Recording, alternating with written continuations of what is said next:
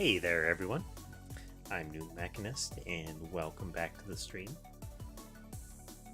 We're going to be resuming our Phoenix Wright playoff after such a very long playthrough, after such a very long delay. A little distracted at the moment. As of about sometime this morning, a little bit, maybe within the last week tops, Sammy has decided that she likes snuggling on my lap. Which is just amazing, because before it was, maybe she'll come over and get some head scratches and then she's done. But she has become increasingly social and is now just soaking up all of the attention right now. So she's getting all of the attention right now. I've even managed to clip her 2 dew claws, which is good, because maybe she'll stop having to do that, like walking on a hot floor thing when she walks on a blanket, where she has to take a step and then pull her foot free, take a step and pull her foot free.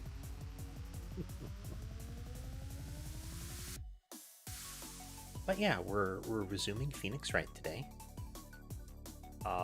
Last I think we left off, it is the 2 simultaneous murders mystery, where one of the chief prosecutor is supposed to be the murderer. And I think we're heading into the trial day where ex-detective Marshall, Lieutenant or Officer Marshall, is going to be on the stand. That is the would-be cowboy. The fellow that dresses in poncho and hat and sprinkles Western terms throughout his entire dialogue. Let's check in with the kitties before we do that. Let's see here. We have Sky over on the pillow. Pillow is free because Ember is down on the right there, over on the shelf heating pad. Rorschach is on the desk side heating pad, getting toasted there. And as I mentioned, Sammy is on my lap, just soaking attention.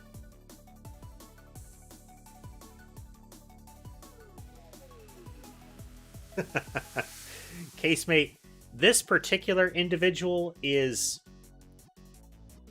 I think he's meant to be the sort of like cringy stereotype character. And I don't mean like he's meant to be a person from the American West. He is meant to be one of those folks that is a really big fan of the concept of the American West as brought to you by really cheesy movies.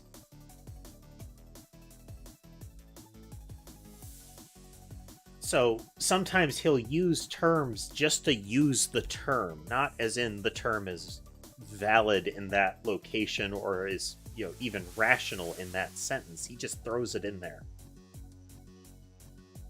Yes, spaghetti Western fan. He's dressed, better than it, but he's the kind that you'd expect to be wearing like, black and white patterned chaps and a pink dress shirt with a giant 10-gallon hat kind of person.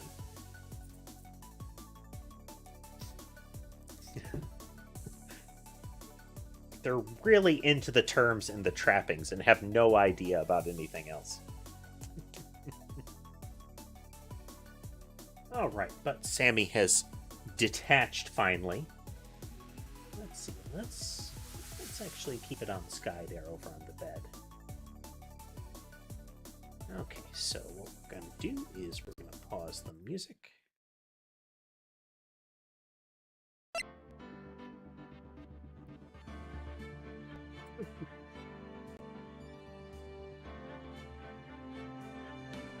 Probably the case there, casemate. Alright, let's select the right one.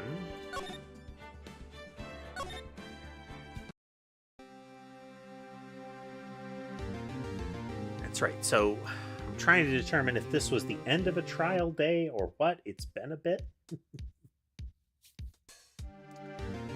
But yes, sorry there. Well, welcome aboard, casemate. And how are you doing today?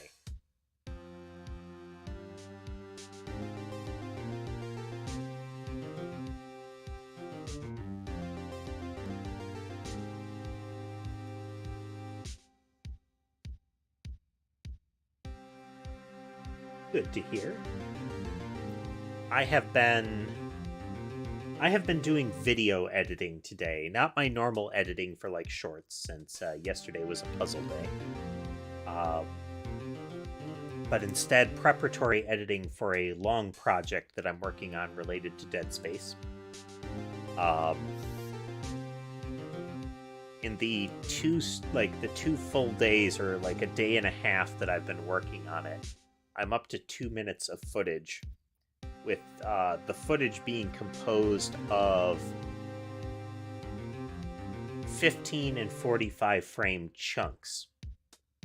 So every chunk is less than a second, some of them a fourth of the second, some of them 3/4 of a second. And I need a lot of them. I need a whole lot of them. But it could be really cool once I've got all the pieces. We'll see if it was worth it. If nothing else, it will be an ambition, an endeavor.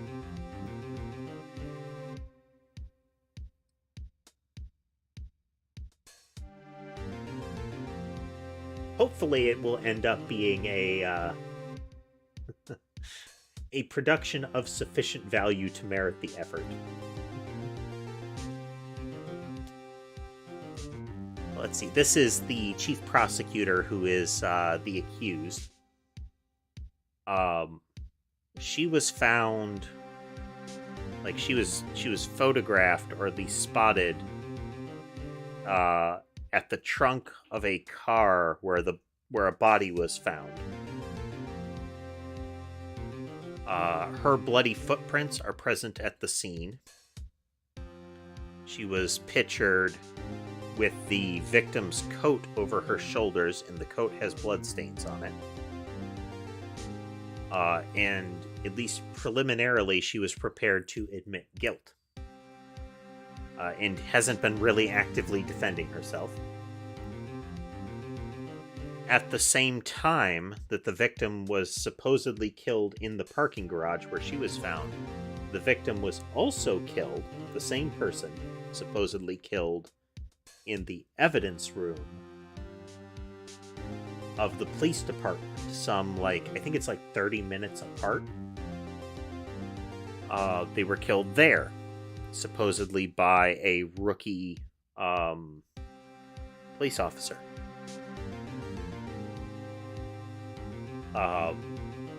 Both of the people implicated in the murder/murders have injured hands. I believe the police officer's left hand and her right hand are injured. So we're trying to figure out what's going on here.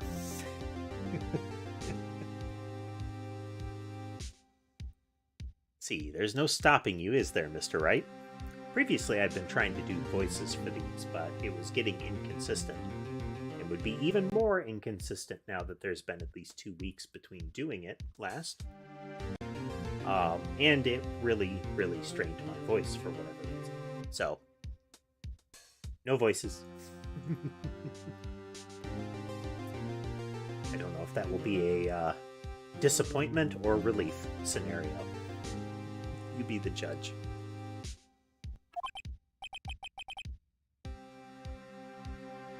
Huh? What do you mean?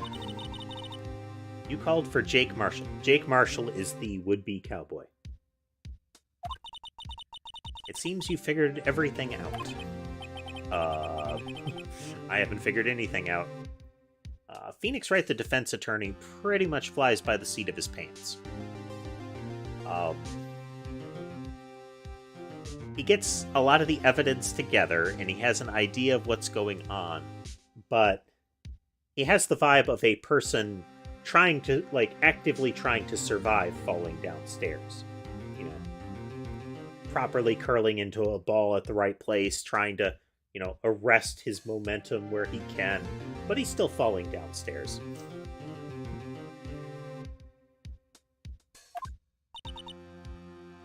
This is Emma, our current assistant. And the sister of the chief prosecutor accused of murder. You're the one who knows everything. There's her injured hand. Emma, you always know everything. Why don't you just tell us? Mr. Wright is trying his hardest to protect you. I don't recall ever asking for his protection. We have Emma recruited us to be her defense. Most of the defense attorneys in the area didn't want to defend her, and like I said, she was prepared to confess. How can you be so cold? Don't you trust us? Don't you trust me? And here's Gumshoe, the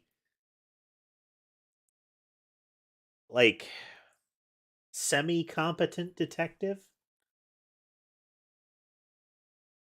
Exactly, casemate. Much drama. The conflict between Emma and Lana is established very early on. Not as in it's like a hateful relationship, but it's a dysfunctional relationship. Like between a person that has trouble expressing their emotions and one that is very emotional. Hope I'm not interrupting anything, pals. He is absolutely a big dorky teddy bear. He's really devoted. He tries to help you out at the same time that he's very on board with the prosecution. And in some of the scenes where they need somebody to be on it, Gumshoe is off and running kind of thing. But he's often also the one that sort of blunders through testimony and botches things. A repeated gag is that his salary is constantly being cropped, and he never gets any end-of-year bonuses because of all of the times he screws up and makes the prosecution's case harder. Or at least makes it harder for the prosecution to cheat. Which is a repeated theme in Phoenix Wright, that the prosecution is often corrupt.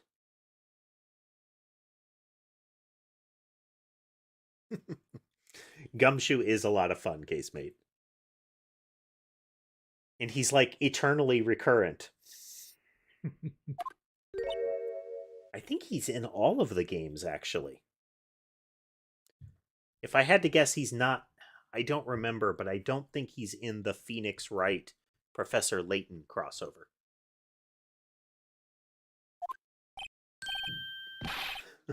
Oh, guess I am. I'll come back later. And Gumshoe sulks away.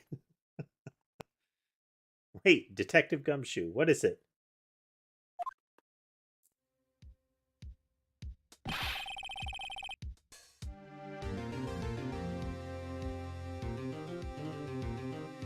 You've got a lot of nerve, pal, making a detective run around while on duty. And to top it off, you call me here. I've seen happier people at funerals. Sorry, detective. You better be, pal. Hey. I didn't see you there, Chief Prosecutor Sky. That's okay. So, have you brought what I asked for? Did you get me that thing I sent you for?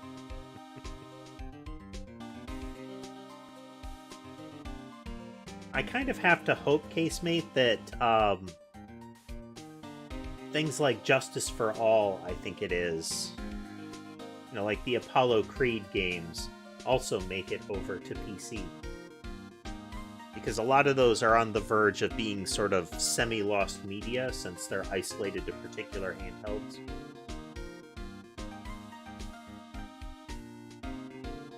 it's like anything that's a PSP only title.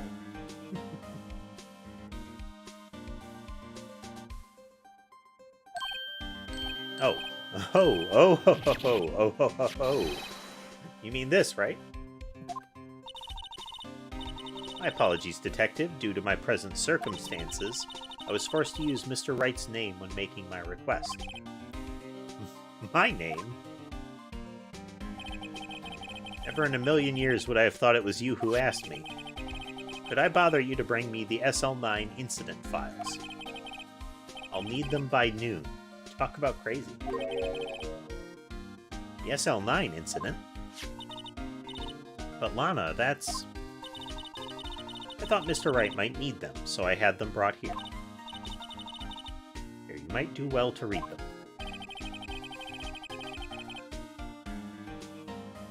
I do like the music in this series.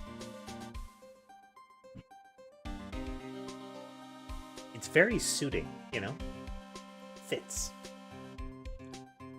I can't believe you, Chief Prosecutor. You, Chief Prosecutor, were a witness in that case. Miss Skye was a witness? Files for the Joe Dark killings, solved 2 years ago. Take it from me, you don't want anything to do with the serial murders. With serial murders. Oh, what? Now I've brought you your stuff, you're just gonna ignore me. Emma, but why? Why is your name in here? What? My name's in there? I don't know, unless... No, it couldn't be. Lana, this SL9 incident, is that...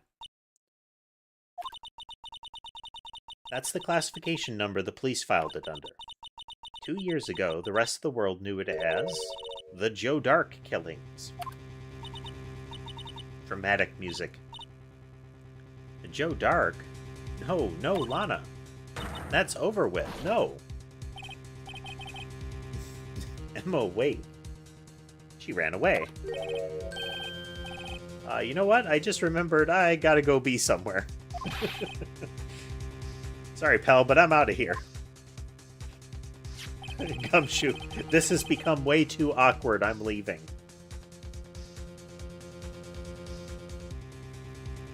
Jake Marshall, Angel Starr, Damon Gant, Miles Edgeworth. Not to mention Lana and Emma.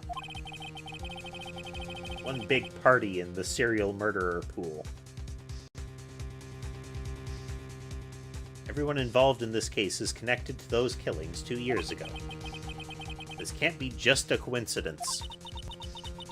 Knowing you, you just might be able to figure it out. Entirely on purpose, I bet.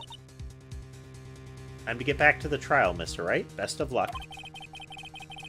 Better take a good look at this file. That's a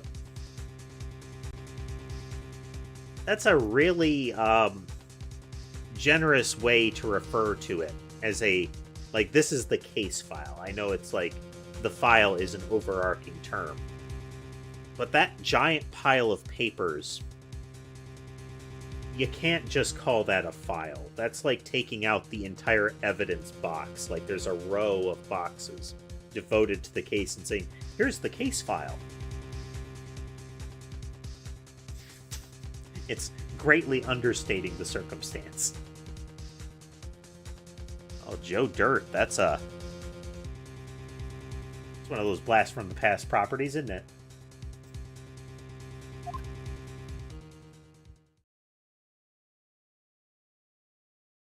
To be continued. Would you like to save? Yes, I would. Put a save there, and we'll put a save there.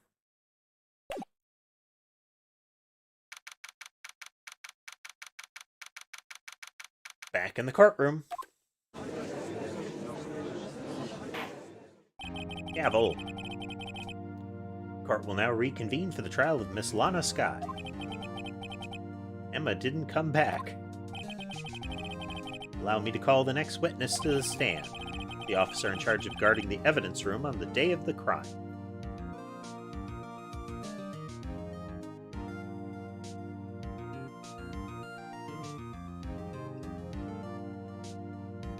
Exactly, casemate. Those times when there's an interpretation of a word, or multiple interpretations of a word that align with how you're using it, like it's applicable no matter which definition you go with, it's applicable there. But which definition you go with wildly changes how you actually read the sentence.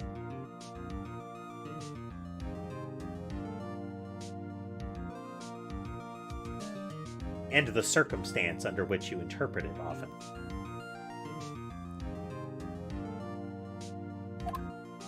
So this was the guy in the guard room. So here's our, here's the guy we were talking about, casemate. Witness, please state your name and occupation.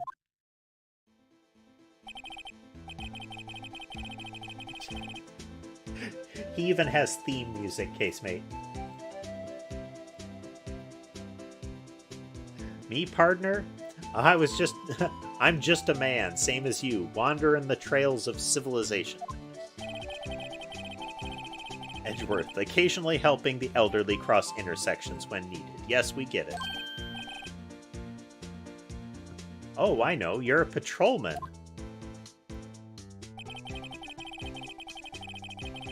With his handy flask of juice close to hand. As for my name, if you listen hard enough, you can hear the howling wind calling it out. To be exact, it's Jake Marshall, Your Honor. Howling wind. Did you ever play Chrono Trigger? I'm trying to remember exactly how Magus phrases it. I think it's like the black wind howls or something like that. At least he was Magus in the United States release.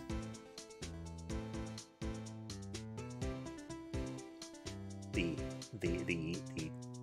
time displaced and elder version of Janus for the, which I feel comfortable spoiling for folks because it's been decades or close to. Never heard Edgeworth described that way before. Now, Mr. Marshall, let me ask you something. You were in charge of guarding the evidence room on the day the crime took place. Is this correct?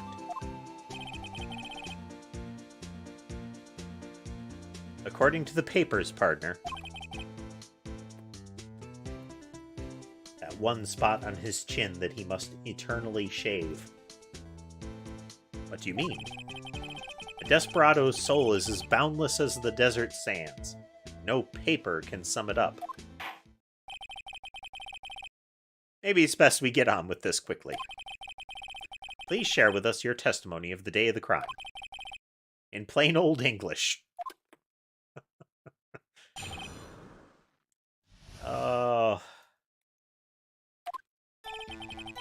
My job was to keep a wary eye on that bone orchard. See, it's evidence room. You'd expect Bone Orchard would be like he's guarding the morgue.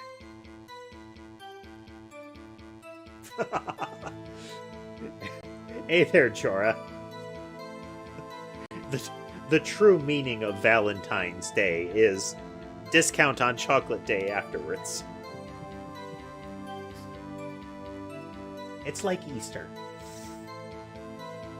And Halloween. And Christmas to that extent. There is the universal subsequent holiday on every holiday that is bulk candy discount day.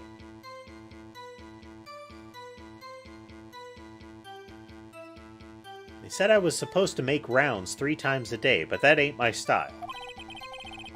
Besides, the room's protected by 2 security systems anyway.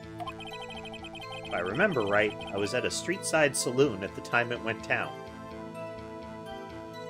How's your day been going, Jorah?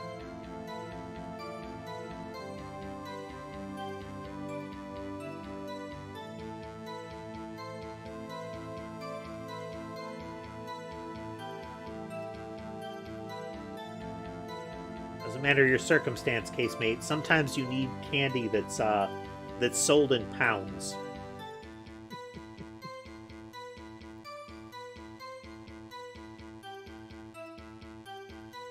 I know that sort of feeling, Jorah. What's got you running on so little sleep this time?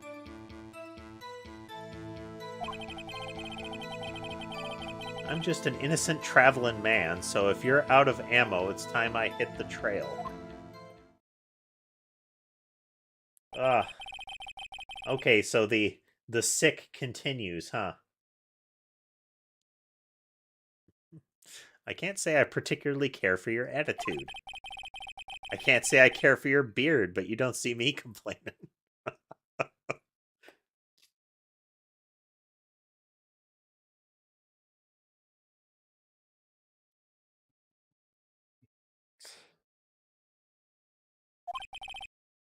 Wait a minute. What do you mean by two security systems? I mean the security cameras and the ID card reader.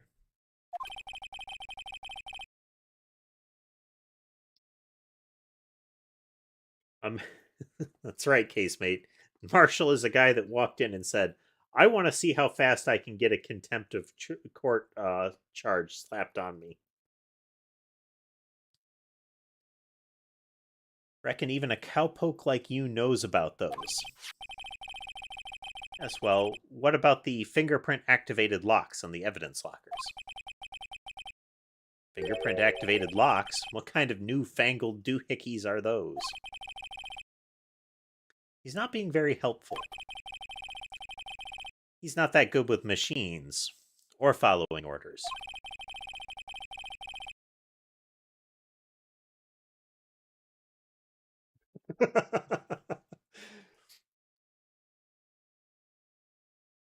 A scene with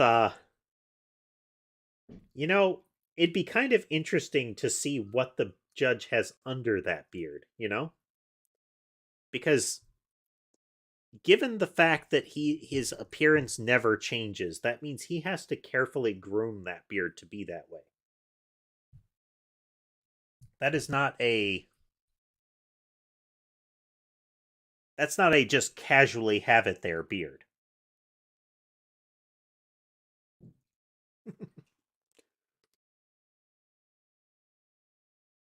Got one of those stereotypical, like, what would it be, 50s action hero kind of chins?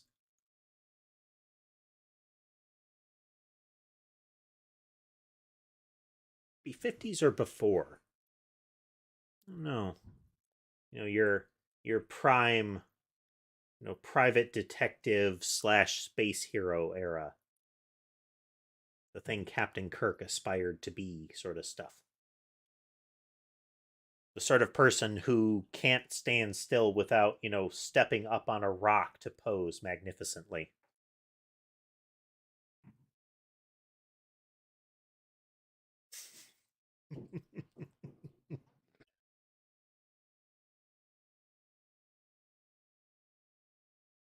Was it the Habsburgs are supposed to be one of those case studies in the impact of inbreeding on human beings, Like the Habsburg chin is one of those, this is the sort of thing it will do to you.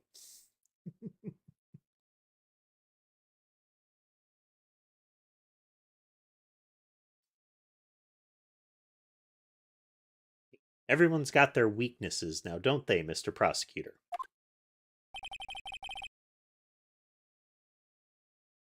I mean, it's the beard looks scraggly around the edges, but you've got that big bushy mustache, and you've got the carefully sculpted, form of the beard. That is definitely a person who set out to have that beard and to maintain that beard.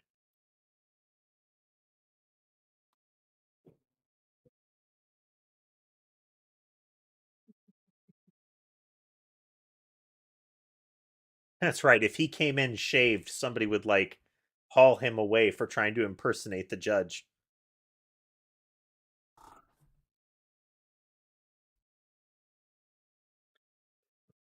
This one seems like trouble. Okay, Mr. Wright, he's all yours.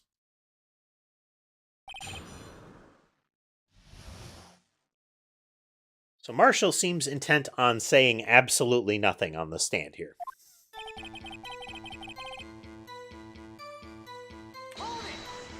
We start by pressing everything. How exactly did you keep an eye on the evidence room? I just made sure nothing moved in the security camera monitor. That room's so still, even time dies in there.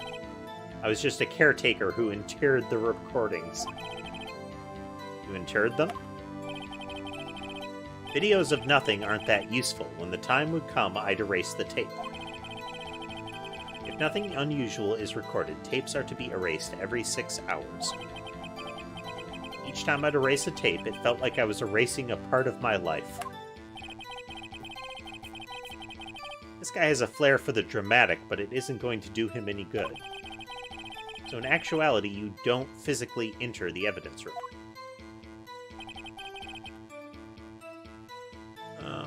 Let's just check real quick here. Check. Make sure I know what's going on in this file. Joe Dark was sentenced to death as a serial murderer.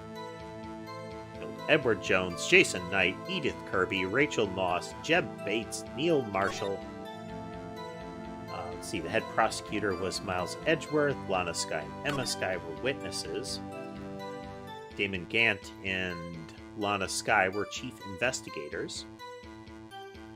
And Bruce Goodman, Jake Marshall, and Angel Starr were investigators. So Goodman is the guy that was killed twice at the same time. And Jake Marshall is on the stand. Angel Starr was on the stand earlier.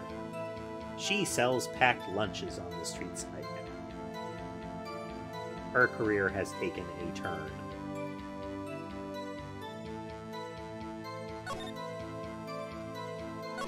Okay.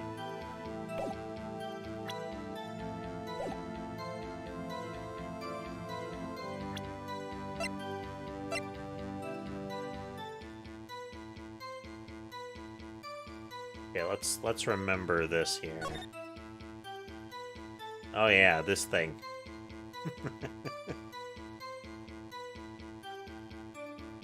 The automaton of creepiness. Look at him go.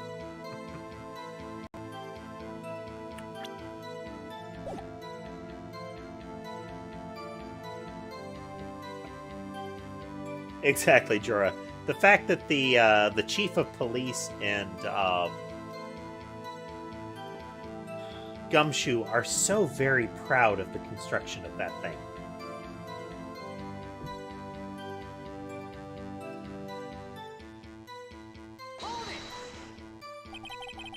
But you made your rounds on the day of the crime, right? Ain't you heard a word I said, partner? I told you that ain't my style. I'm afraid I don't understand. No desperado I know lets rules get in his way. No desperados I know join the police force.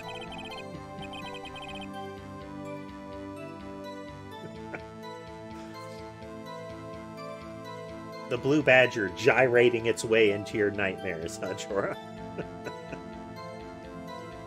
So, Officer Marshall, on the day of the crime, just between you and me, I didn't set foot in the evidence room that day. There was a rubber glove stuck in the victim's locker. Do you know anything about that? Sorry, partner, can't say I do. This was the rubber glove that was presumed to be used to stick the, to block the sensor on the door so it would think it was, so that it would close without setting off the alarm.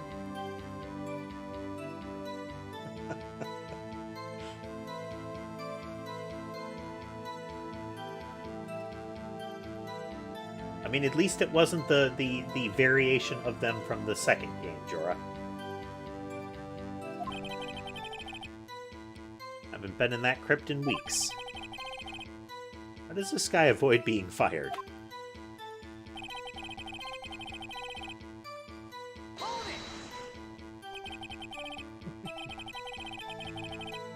You used to be a detective, so you're used to the evidence room. You've used the evidence room in the past, correct?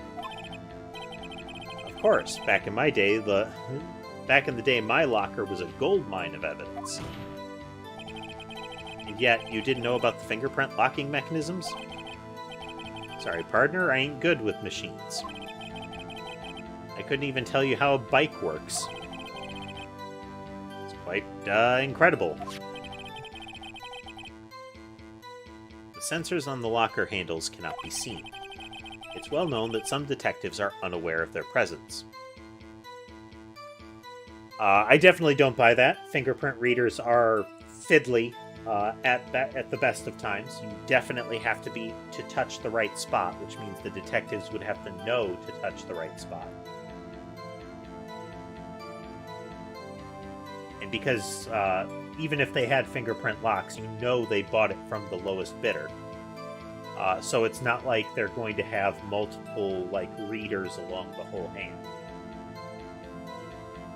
And on top of that, all of the detectives would have had to have their fingerprints entered into that system, and likely into that particular locker. So, shenanigans on this whole premise. Shenanigans, I say.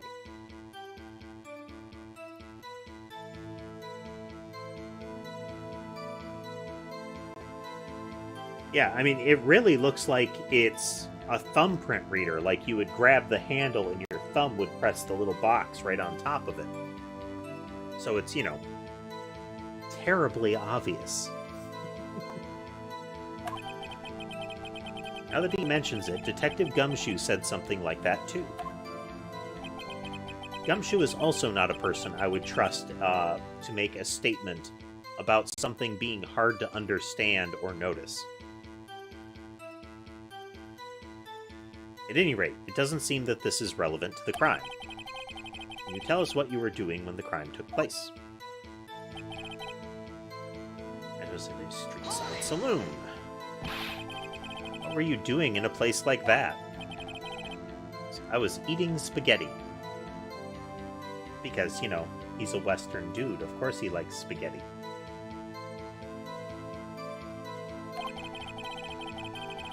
Not even Angel's steak lunches can beat that parlor's Okay, I'm gonna butcher this, but Vongola sepia pasta? Do you mean to tell us you abandoned your police duties to eat some noodles? I wonder if this is another place that they Americanized the content. Like Maya liking burgers instead of ramen. Was this there was a ramen shop nearby and that's what the guy was eating? Instead of pasta? Not all desperados eat tacos, partner. Tacos. That's not what I meant. I hope this has at least taught you a lesson. That's strange. This is usually where Edgeworth says, "Did you not want a raise this year?" It's an innocent traveling man.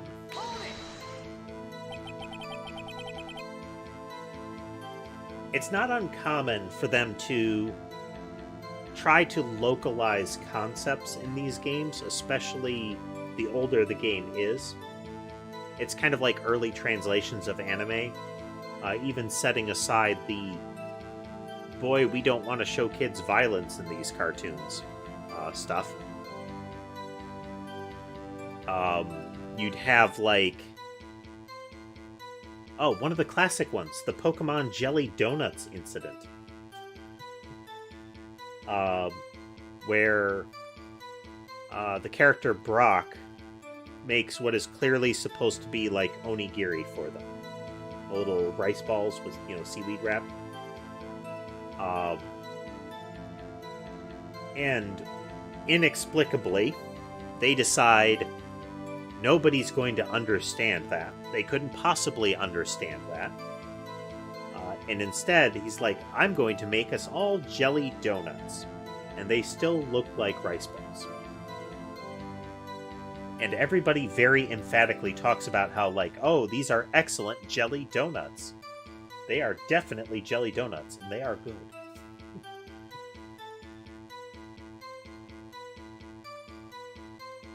You know, the translation team was sitting there racking their minds, trying to come up with what would be a reasonable substitute for what is visually a white triangle with a little bit of seaweed wrapped around it.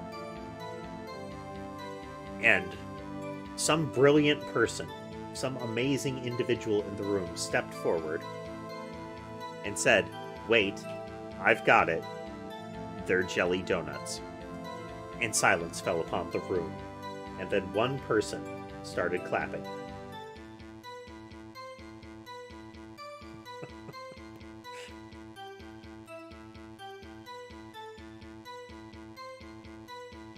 Out of ammo, Officer Marshall? That's right, partner. Or as you'd call it, evidence. If you plan to pin me to this crime, then you'd better draw. Otherwise, you're just wasting my time. My steel horse is waiting to carry me back west into the sunset. One thing seems clear. Despite being responsible for guarding the evidence room, the witness doesn't appear to have seen anything. Texans don't take orders from anyone. Everyone knows that. Apparently your superiors don't. Okay, I have a trump card up my sleeve, so I'd best keep my cool. Before I use it, though, I'd better up the ante. Don't you get in on this nonsense, Phoenix.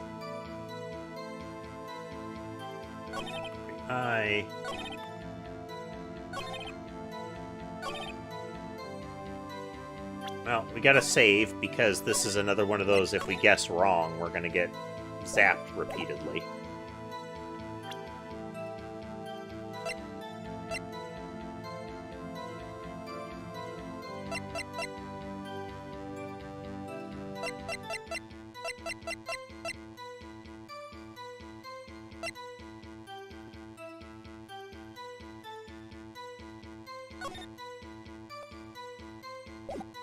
That'll probably come up later.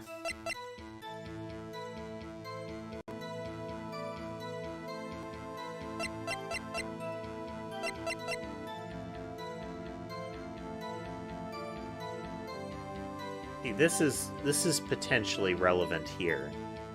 But we've got to find out when.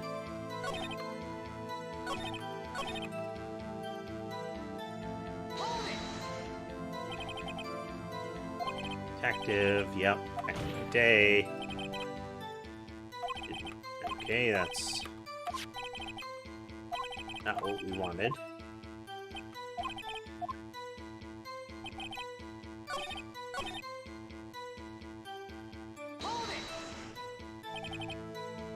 Your rounds. Doesn't make his rounds.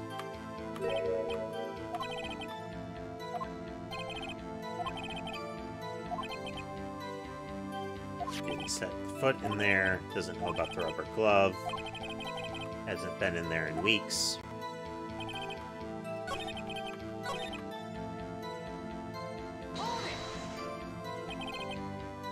How do you keep an eye on it?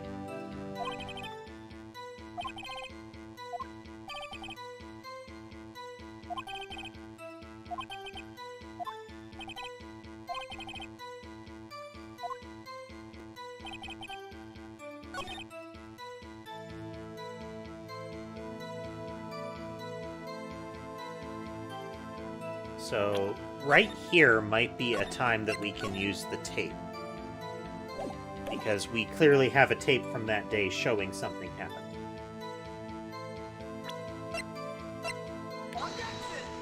Nope.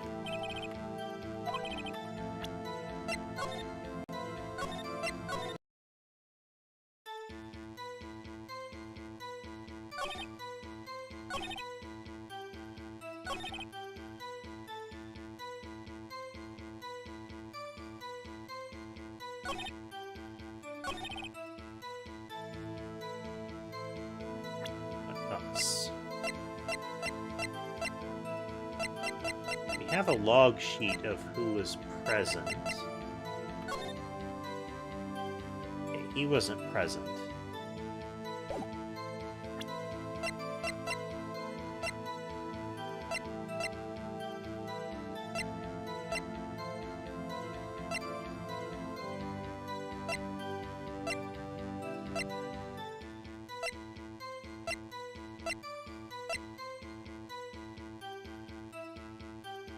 Was allegedly dancing in the evidence room at the time of the murder.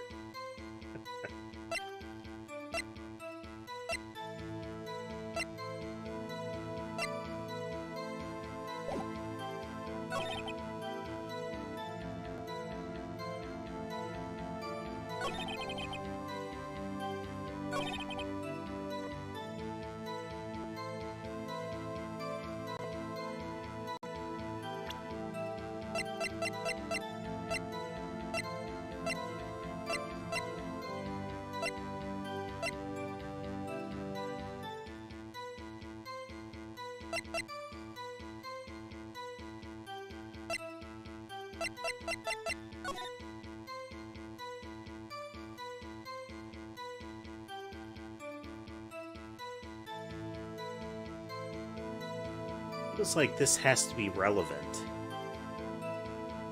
Because we know somebody went in before Edgeworth and everybody else.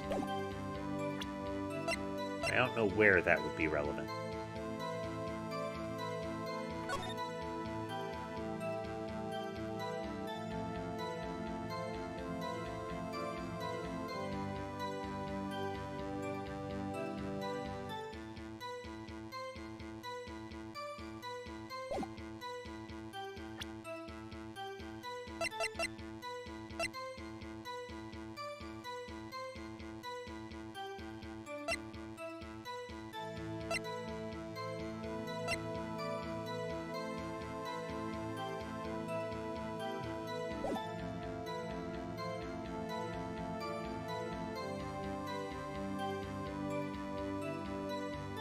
He doesn't know about the locks. He knows about the badge reader and the cameras.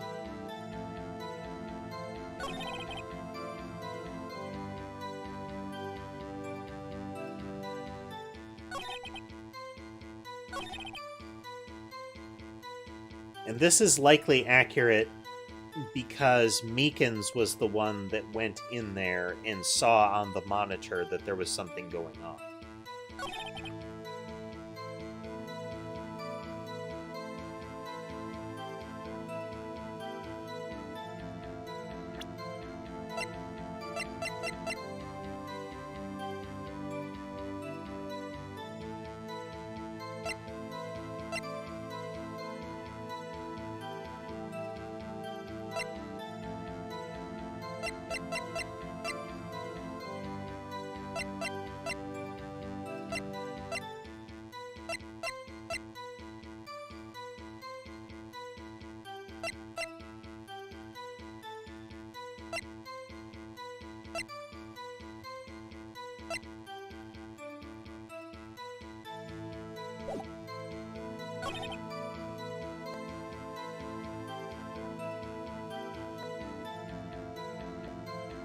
He says he didn't go in.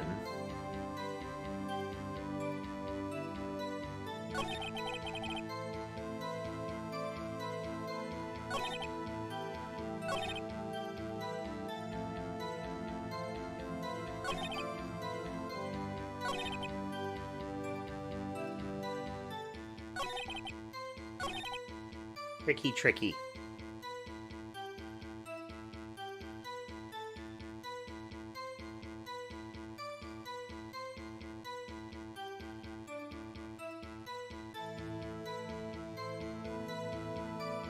I only have the tape, right?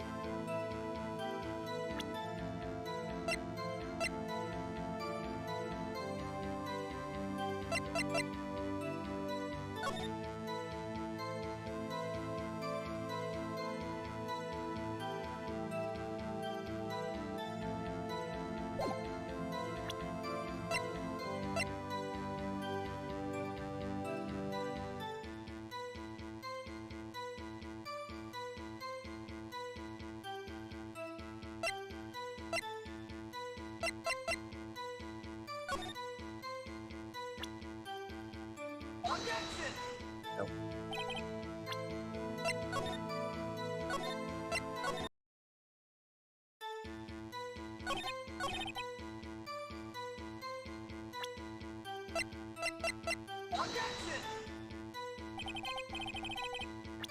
Alright, there's something...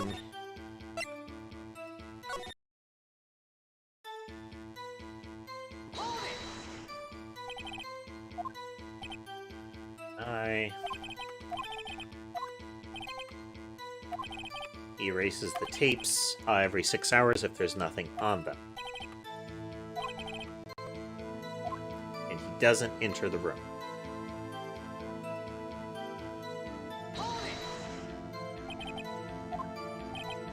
Didn't make his rounds. It's not his style. He doesn't care what he's told to do.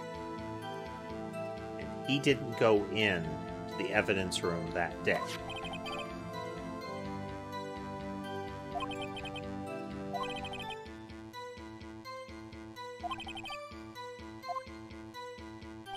So ultimately, we're going to want to be able to determine... It really sounds like it's building up to the idea that he went into the evidence room.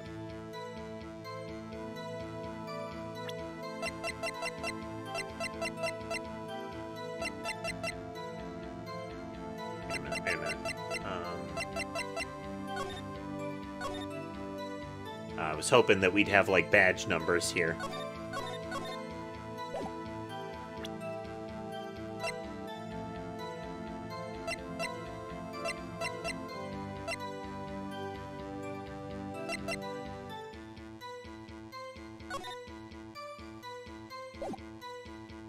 Item for Goodman's card.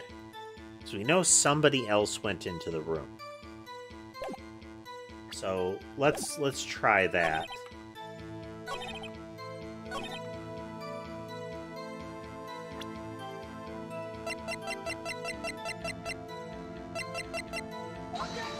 Nope.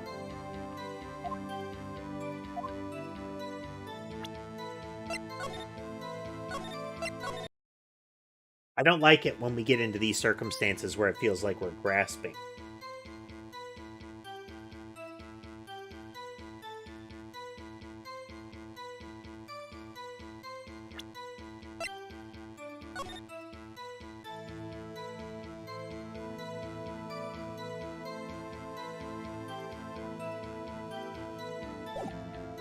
Goodman's card.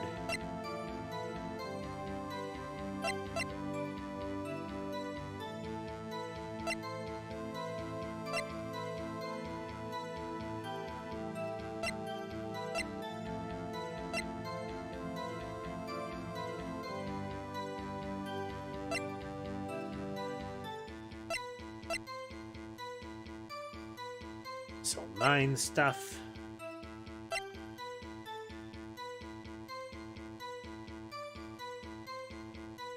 And this is definitely going to be important soon. It was important as far as, like, you know, Meekins and whatnot, but...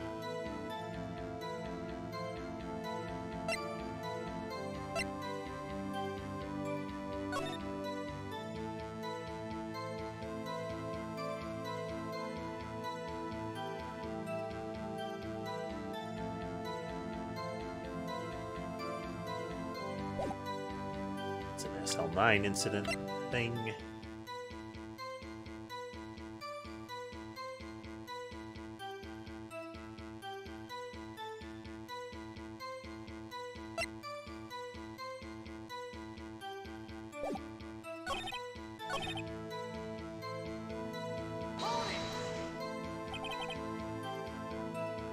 Use the evidence from the past, correct?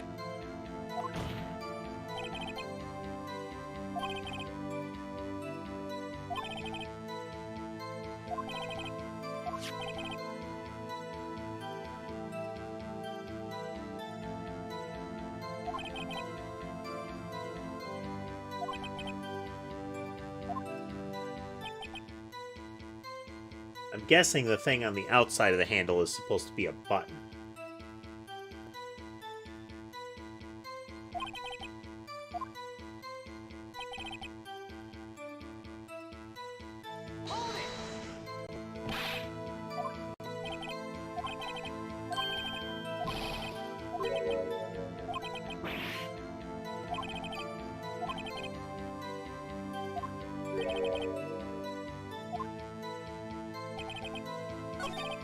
So there's something about where he was at the time.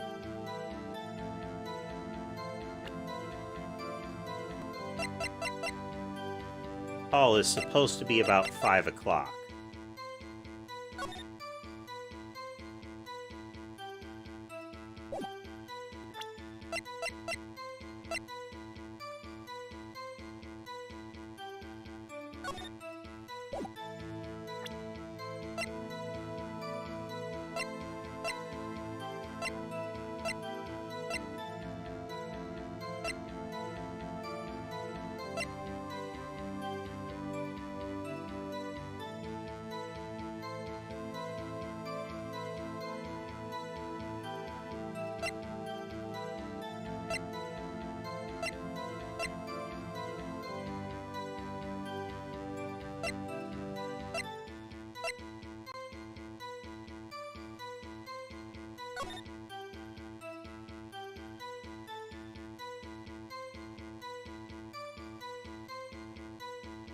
So yeah, this is a little after 5 o'clock that we know Goodman is apparently injured or killed, or supposedly Goodman is apparently injured or killed.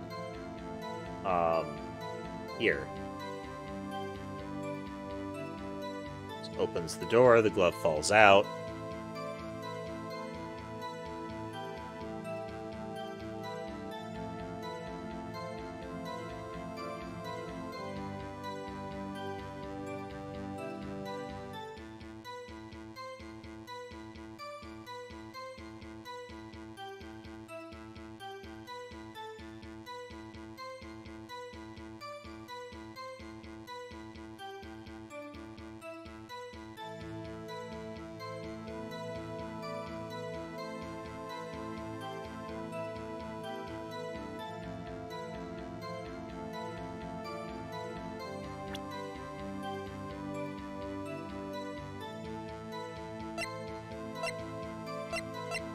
Let's see here.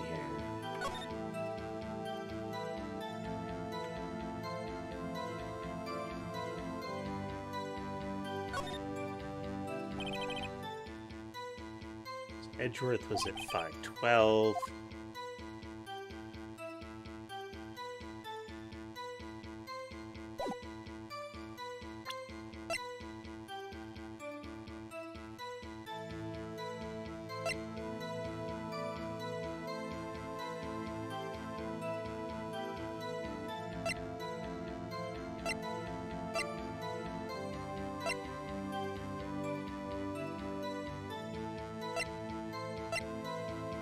We had Angel's testimony, that would be useful, but...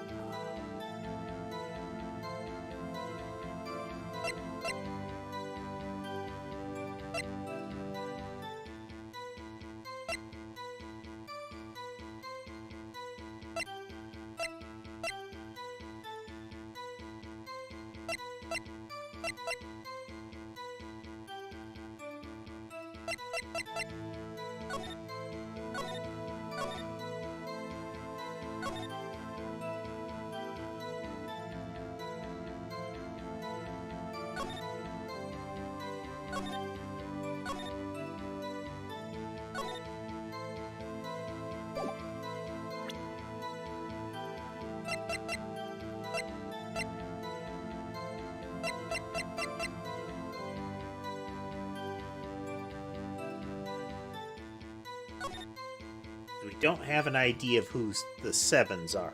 I feel like that's probably going to be him, but we need some way of getting that information.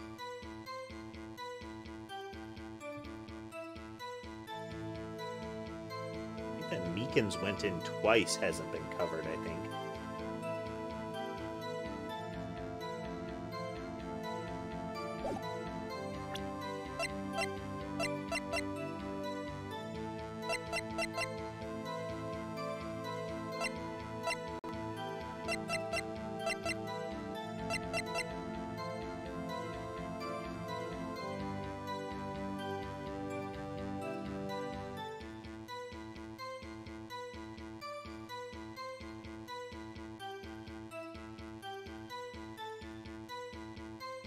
we could tell when the recordings were erased, we would know more about when he reviewed them, because it's like each 6-hour cycle he has to choose to erase them or not.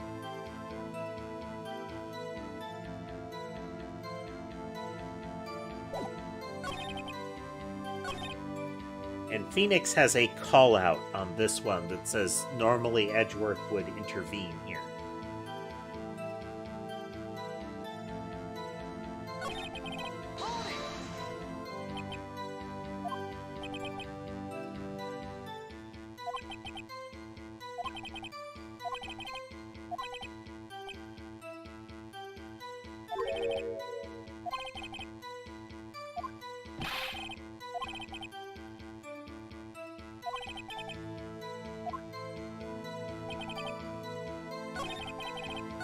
Did we already try the videotape at the end here? Oops.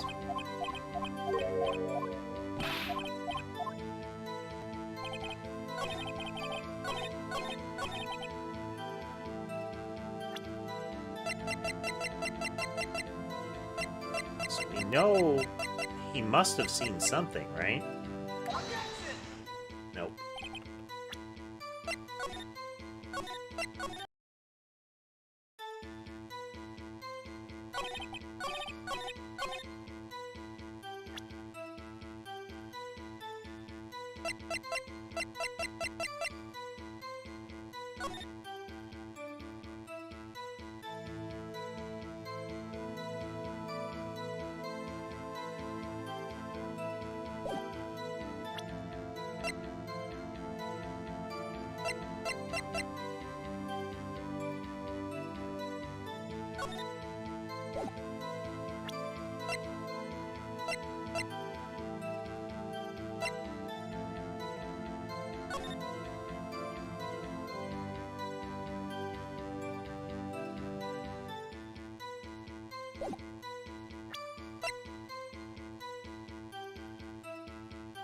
Because based on what Meekin said, he was watching it at the time and saw on the monitors. That's why Meekins went in at around the time of the murder. So the fact that they went in practically together still makes it kind of weird, but...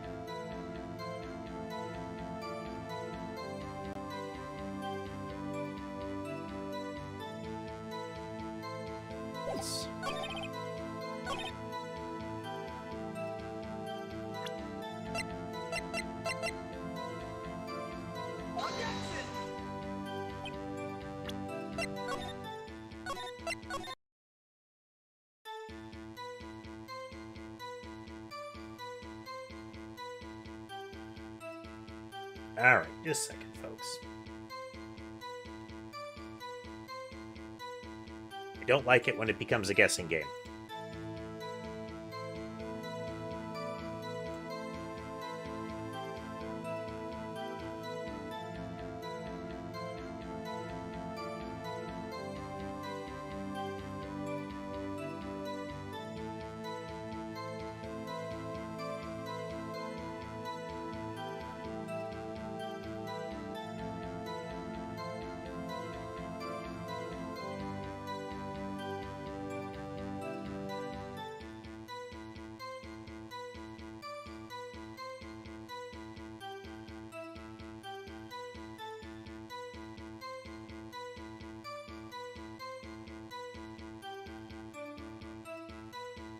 Oh, okay.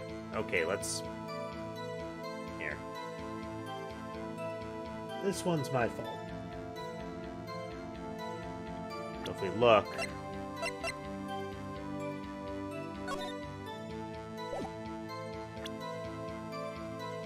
This was... yeah, right there at the title. Marshall's fingerprints.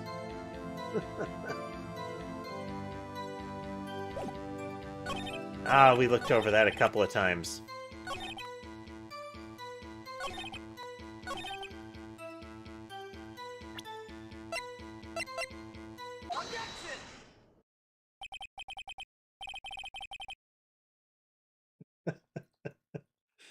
Officer Marshall, doesn't it strike you as odd?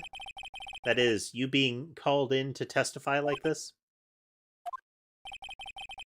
After all, you weren't in the security room at the time of the crime. And yet you dragged me down here. Explain yourself, partner. It's quite simple. You left a very large trail behind at the scene.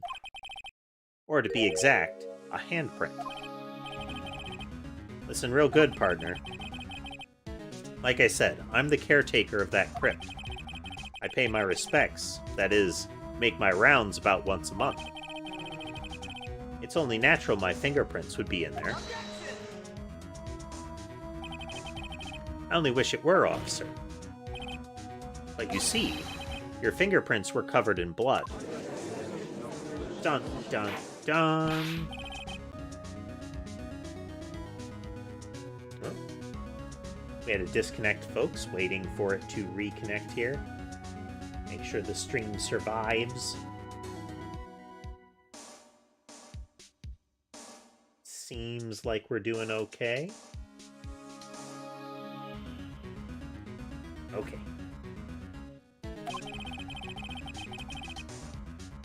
Your blood-stained fingerprints were at the crime scene?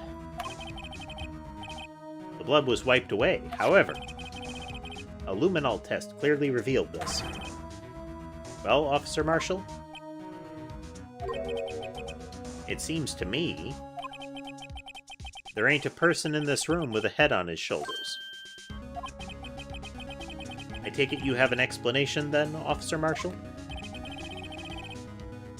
About the blood-stained fingerprints? Very well, you may begin your testimony about the fingerprints found at the scene of the crime.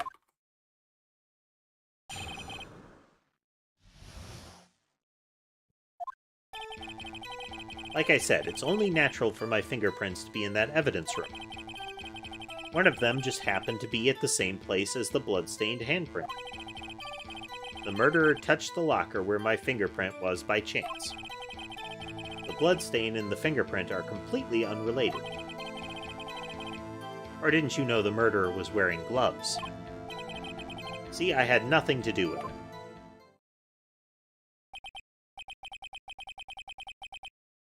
The witness's explanation appears valid, although there's room for doubt. Life wouldn't be fun without any doubt, partner. The defense may now cross-examine the witness. Well, hopefully this time we won't bumble over a very obvious solution.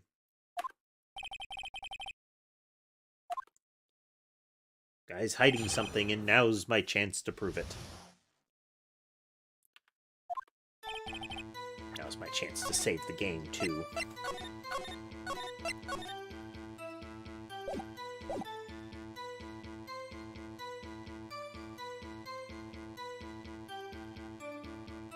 No, I feel like wanting to punch Marshall is probably a natural reaction.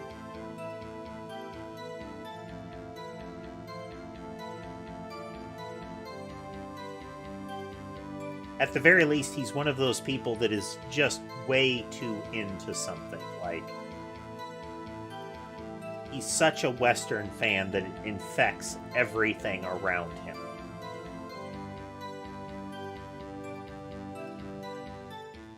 It'd be like knowing somebody who is so into Star Trek that they would refer to everybody they know as if they were like an ensign or something like that. You know, they're going to get some snacks at the store, and they're like, I have to go on an away mission for food supplies or something. It would wear thin almost instantly.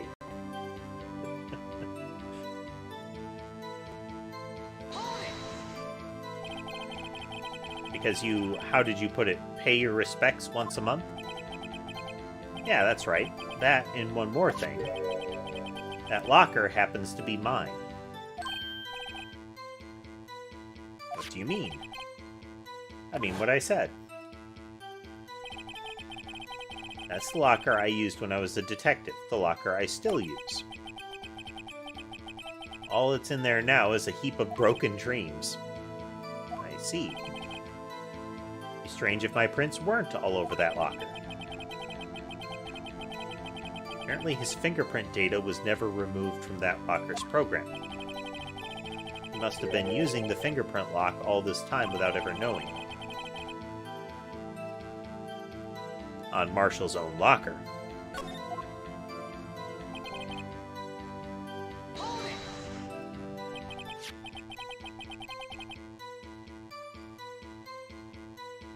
So then what about the bloody handprint? Wasn't mine. It's no mystery. Please explain. My locker is covered with my handprints. It just so happened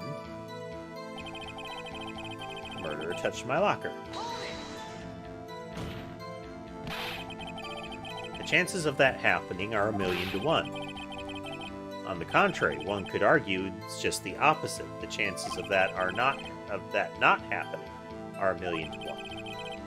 Get one thing straight, partner. You ain't gonna get no reward from me with a mere fingerprint. Wanna know why? They're completely unrelated. Unrelated? As different as night and day. Kind of like cereal and cereal.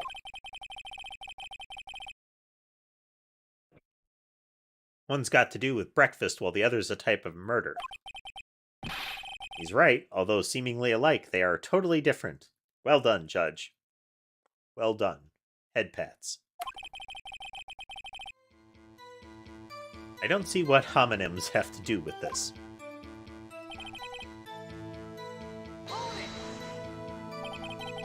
How do you know that? I may be a loner, but I still do my job. I keep up on the reports. There was a bloodstain at the scene, thought to be left by the murderer. That's right. It was found on Detective Gumshoe's locker. However, no fingerprints were detected on that handprint. I think we tried that too. So that would mean the murderer, wearing gloves, happened to place their hand on top of our Officer Marshall's fingerprint. That's the only logical conclusion. Starting to get the picture, partner? The picture? This seal of blood, in the desert, it's just food for the buzzards. Only one reality, and that's this. As long as my trail isn't in there, you can't say otherwise on the security tape. This isn't getting us anywhere, Mr. Wright. Let's, let's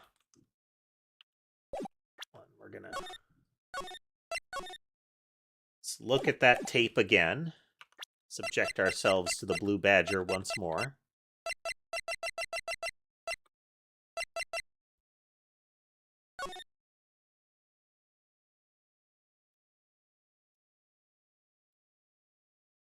Can't see the edge of the locker yet.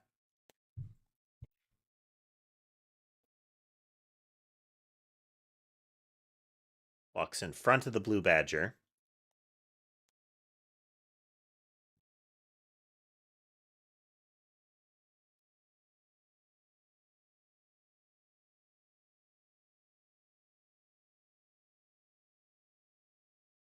Meekins approaches.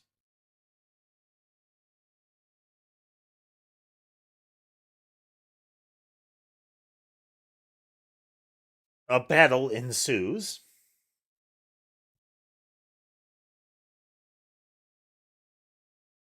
Blue Badger's gyrations reset.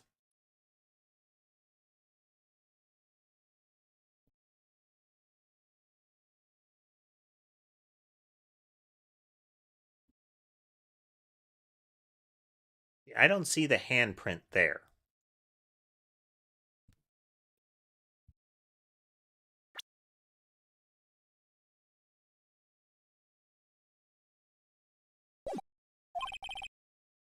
Please consider carefully where you're going with this cross-examination.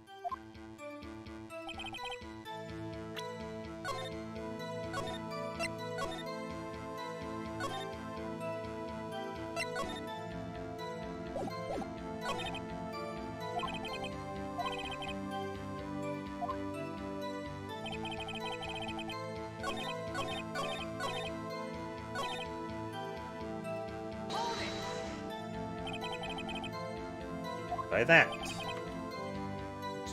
You want to tie me to the crime, isn't that right? If so, that video is the only direct evidence you have. That video is next to useless. It's full of blind spots. Places you can't see. Camera's panning back and forth, and the floor isn't shown. If someone was familiar with the camera's position, they could leave the room without being caught on tape. We don't have time for your speculations, Mr. Wright. Can you show us evidence in this video that indicates Officer Marshall was present? Please do so, then.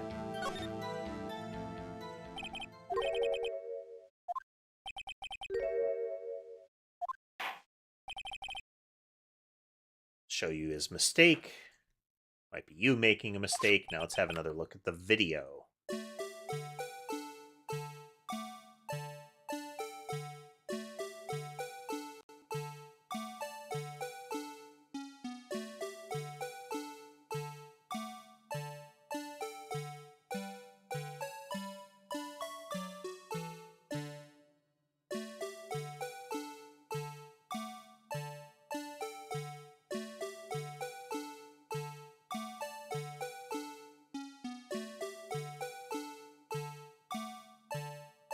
Akins.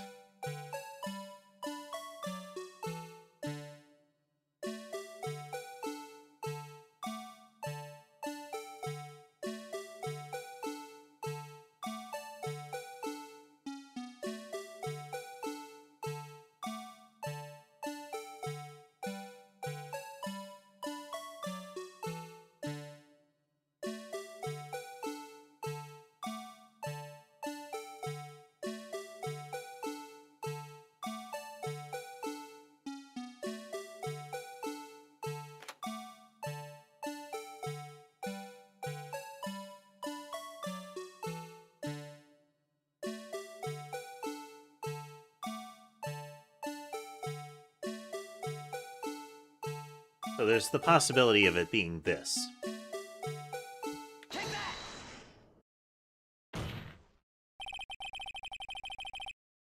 Our attention back to the security camera is a mistake I'm afraid you'll soon not forget, Officer Marshall.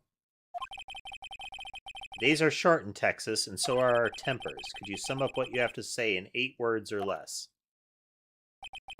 Very well. You can clearly be seen in this video. Exactly 8 words. Not bad, partner. The key lies in a certain locker shown in the video.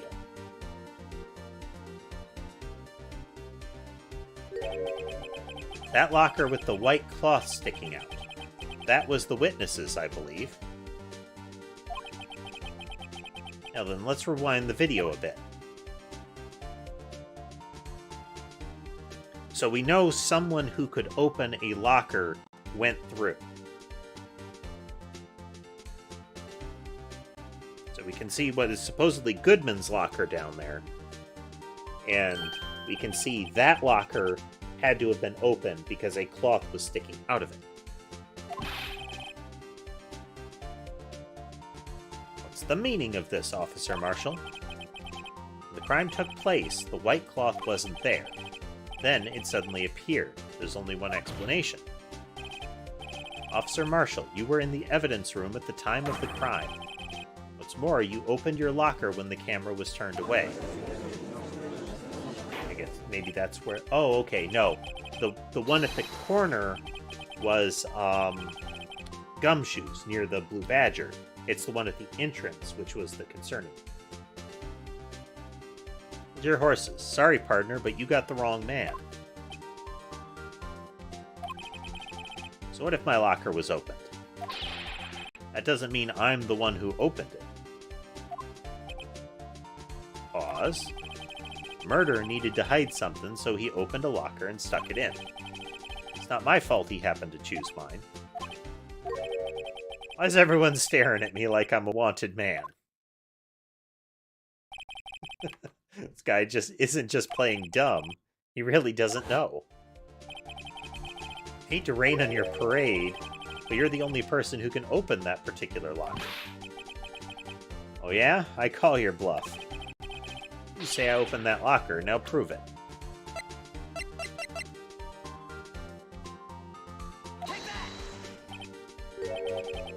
A fingerprint sensor. We talked about this earlier today. Lockers can only be opened by the detectives they belong to. What kind of crazy talk is this? What has he got in his hands? Like frayed rope or leather or something?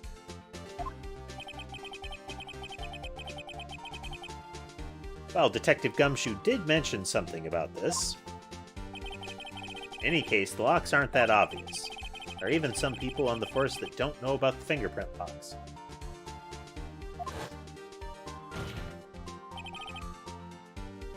So, Sheriff, what do you have to say in 8 words or less? I mean, I could get that it would be Rains, but it's a very... It looks like a tattered shape. Maybe it's meant to be all bunched up tight, you know? And not just looped loosely. Oh, no, it's like jerky or something. That's like a lot of it. Oh. Well, that's a cool, surprise reaction. Order. Witness, explain yourself. If this is a joke, it's the worst I've ever heard. I assure you this is no joke, Officer Marshall. Now then, please tell us what you were doing in the evidence room at the time of the crime.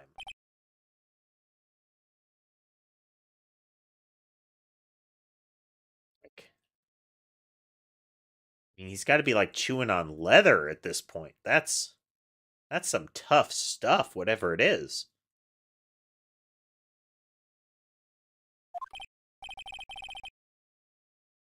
Please answer the question. I don't know why he said Olay there, but okay. What is he now, a bullfighter? Yes, his steel horse, Tass. As he referred to it earlier. Additionally, welcome aboard there, Tass.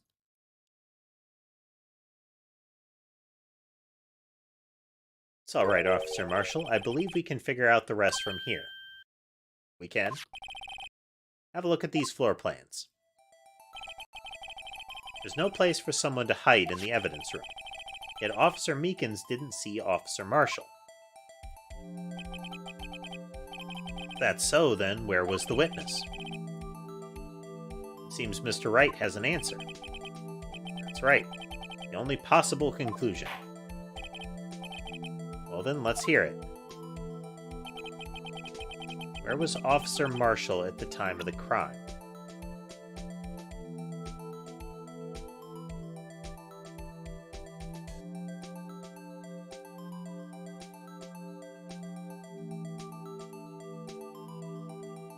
I mean, if Meekins didn't see him and Meekins came in through here, then it's gotta be the supposed Goodman.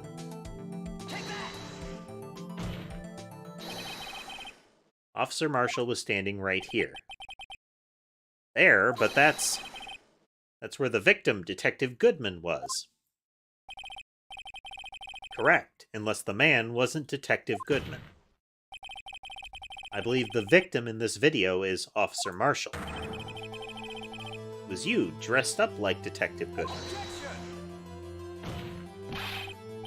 That's preposterous. Officer Meekins witnessed the detective at the crime scene. Once he saw the man's face, he'd know for sure. May I point out, though, that Officer Meekins did not know Detective Goodman. He also testified about the man's reaction when confronted. Meekins. How's your day been going, Tass? When I entered the evidence room, I asked him to show his card, sir. Yes, and how did Detective Goodman respond? He suddenly pulled a knife on me. Sounds Something about the officer's story puzzled me. If the man had his ID card, why didn't he just show it? He would have needed it to enter the evidence room, so he must have been carrying it. The answer is simple. He couldn't show it. As you can see, Detective Goodman's picture is on his ID card. Oh, I get it. If he showed that, his cover would have been blown. Officer Meekins would have realized the man wasn't Detective Goodman. Yeah. It does seem to be the season of the sick, at least as far as Jorah seems concerned.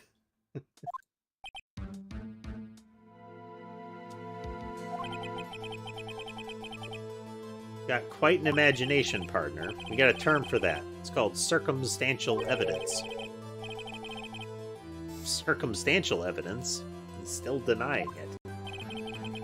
You're gonna have to do better than that to break a detective. Unless you have hard evidence proving I dressed up as the victim. I can't say I particularly care for your uncooperative disposition. I can't say I care for your beard, but you don't see me complaining. That's Marshall's second dig at the judge's beard. To no repercussions. The judge is a lenient man. Well, Mr. Wright, do you have any evidence proving beyond the shadow of a doubt that Officer Marshall dressed up as the victim? Save.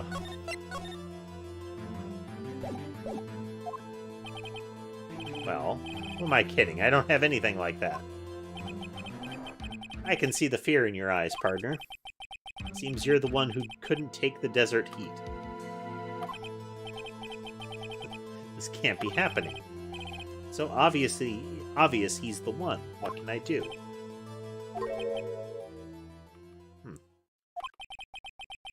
It looks like your lack of experience has finally been exposed. I'll pass on to you what someone told me when I was just starting out. When you've run into a wall with no place to go, return to the basics. Basics? For me, that would be what Mia used to tell me. Try thinking outside the box. I shouldn't look for proof that Officer Marshall was in disguise, but rather I should look for evidence that it came about because he was in disguise. Why do you think this locker was opened in the first place? What do you mean? There's no reason for Officer Marshall to open his locker at the time of the crime. Yet he did, despite the chance it might be discovered later as it has been. Which means he didn't originally plan to open his locker. According to the defense's argument... Oh! Well, his coat got all blood-stained, the coat that he's wearing. When he struggled with Meekins, you could see the right shoulder of the coat got all completely blood-stained. Then, after the crime was committed, he opened his own locker for some unknown reason. The fact that a white cloth is sticking out of the locker seems to indicate that he opened it in order to put the cloth inside. So just what exactly is this piece of cloth? Perhaps the video is the key to all of our unanswered questions. Yes, let us return to the video that uses 3D animation, which is a thing that we added around the time of this game. The very cool 3D animation that we're going to show you once again.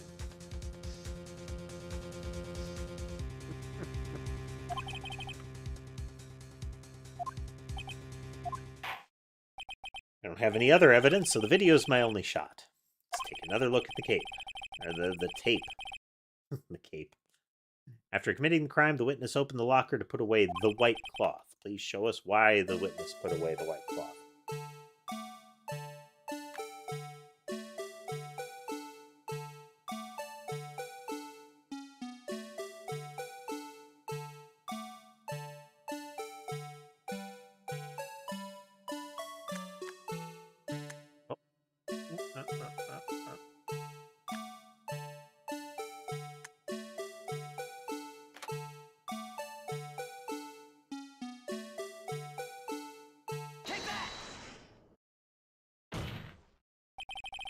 For some reason, you disguised yourself as Detective Goodman and entered the evidence room, though I don't know to what end, yet. Yet?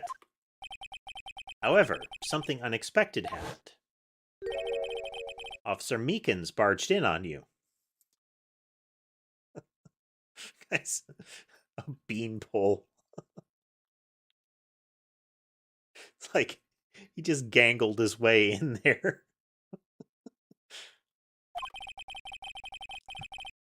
When asked to show your ID, you pulled a knife on him. However, Officer Meekins panicked, and the white coat you were wearing was soiled with blood. A bloody white coat. You couldn't just walk out like that, so you hid the coat in your locker. Not bad, partner. He's even wearing boots with spurs. I just noticed that.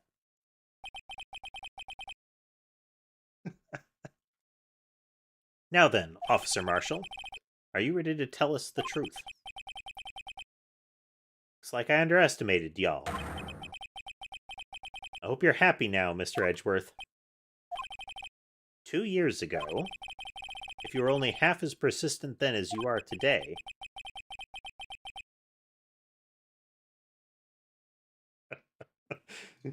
see, casemate, it was like I was telling Jorah, he's the kind of guy that the natural reaction is dislike.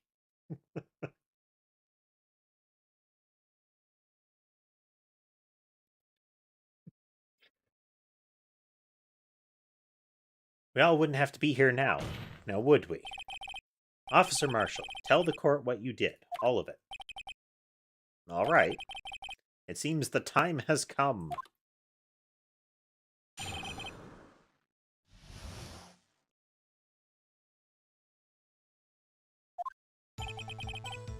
I had to do it that day. I couldn't just stand by and let it die. I stole the detective's ID and dressed like him. I planned to take out the evidence.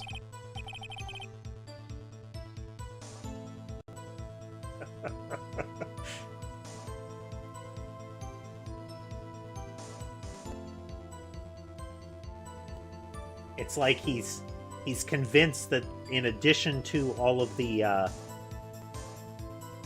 drapery and accoutrement of being a cowboy, he also has to be a jerk about it. I wasn't expecting Officer Meekins. I knocked him out and managed to escape.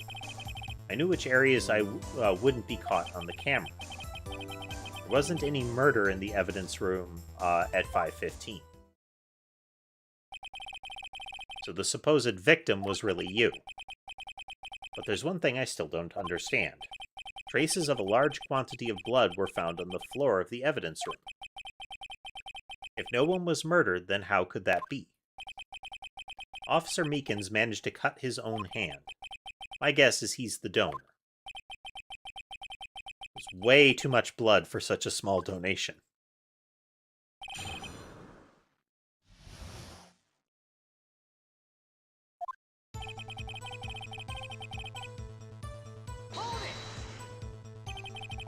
When you say it, you mean... You even have to ask, partner? The SL9 incident. 2 years have passed since that case was closed. It was going to completely end with the transferal that day. Not if I have anything to do with it. That incident's not over. But what did you hope to accomplish by sneaking into the evidence room? When a case is closed, only that case's lead detective can look through the evidence. I wanted to have a look at it myself one more time, no matter what the cost. I don't care what anyone says, partner. That case is mine. But Officer Marshall wasn't in charge of that investigation. Why does he care so much about it? That day was my last chance. That's why I...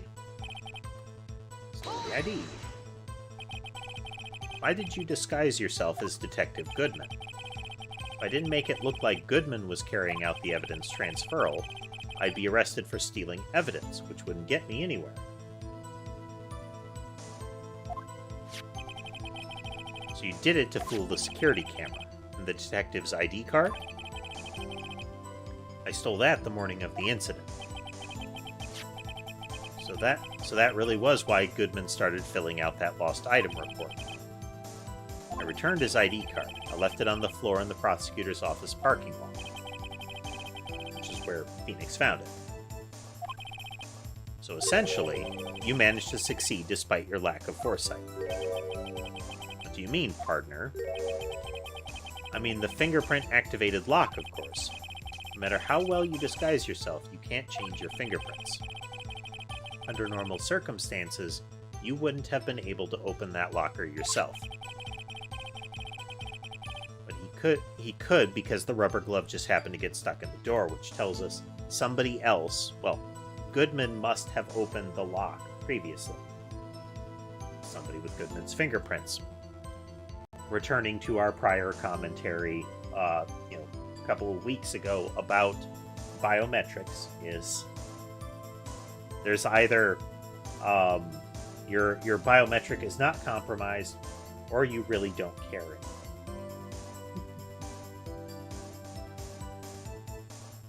But the rubber glove was stuck, which interfered with the sensor, so it didn't set off the alarm, and instead it was just open, treated as if it was still open. Means Detective Goodman must have opened the locker before Officer Marshall.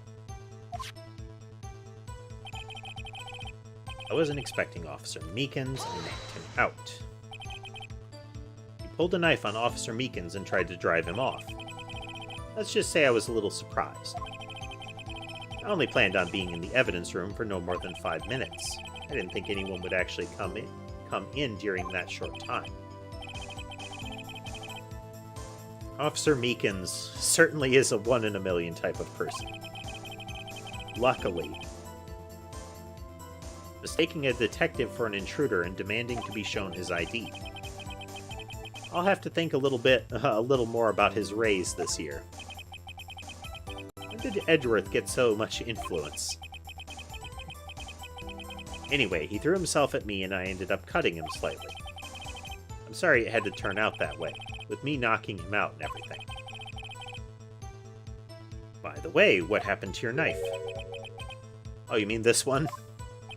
I don't know what to say. So you knocked Officer Meekins out and managed to escape.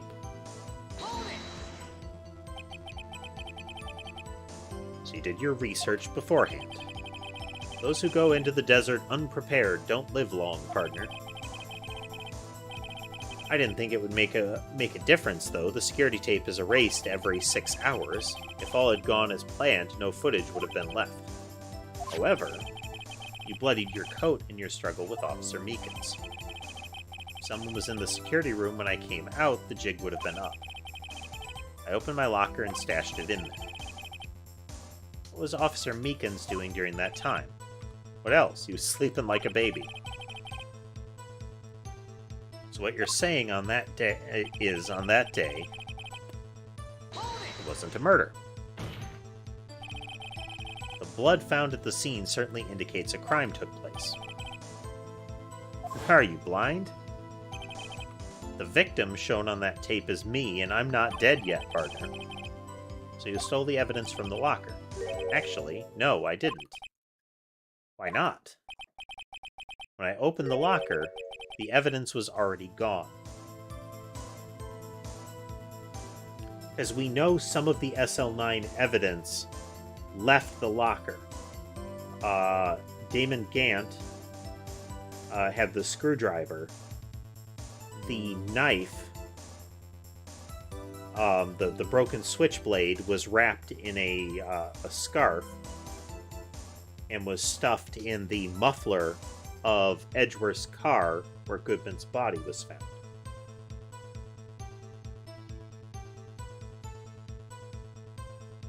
I mean, Meekins is a potential suspect there, Tass, but given the description of Meekins' abilities to, navigate everyday life, I don't think he would have been able to survive leaving the evidence room carrying anything. I mean, his own lanyard is a threat to his life every time he leaves a car, according to his testimony. He's actually a criminal mastermind.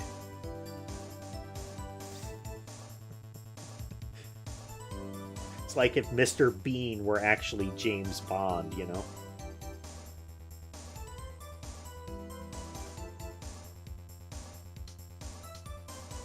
Evidence was already gone, but Mr. Edgeworth, where is the evidence? It's still missing, Your Honor. Detective Goodman's locker was already empty. Someone else stole the evidence. Officer Marshall, may I ask you one thing? Fire away, partner. It's a free country. Just remember, I'm also free to decide whether or not to answer. Why did you do this? Stealing a detective's ID, injuring a police officer. This is no small offense. Sad music. Moreover, you're an officer yourself. This will have serious consequences. No, it won't.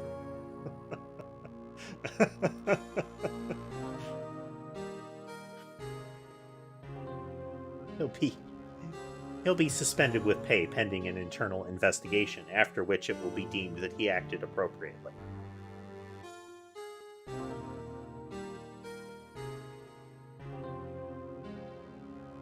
It can't be forgiven with a simple cut in salary.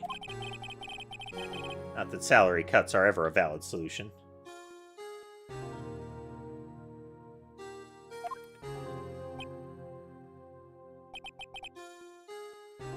I mean, this is a police department where they see this guy walking around. Again, this is a police department that is nominally set in Japan. Like, that is a conceit that doesn't transfer over to the localization of the game very well. But it's set in Japan, and this man who's walking around with a heavy knife, completely out of uniform, like down to cowboy boots with spurs, and they're like, this is fine. We're on board with this man.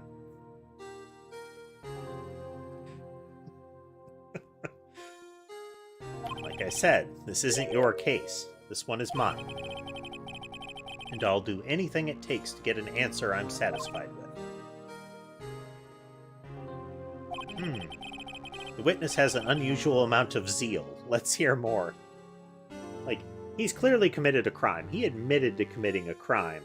But he's so passionate about it. I'd like you to tell me the rest of the story.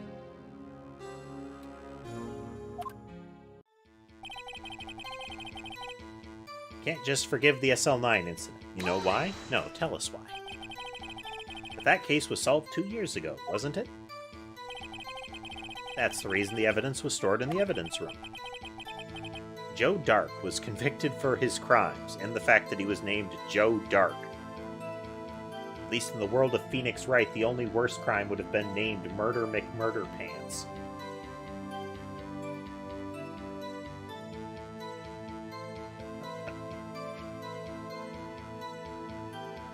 The judge certainly does have that professor with tenure vibe, doesn't he, Taz? One thing I can say for sure is he deserved his sentence. I remember the Joe Dark case. It involved serial murders, didn't it? I don't intend to complain about how it turned out, but there's something that still bothers me. Something went down at that trial. Something no one will talk about. What happened? I don't know. Something happened. Something that they're keeping secret. Oh, what was it? I don't know. Something. I'm just sure there was something.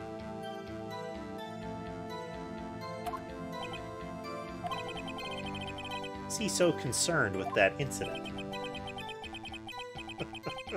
Chemtrails.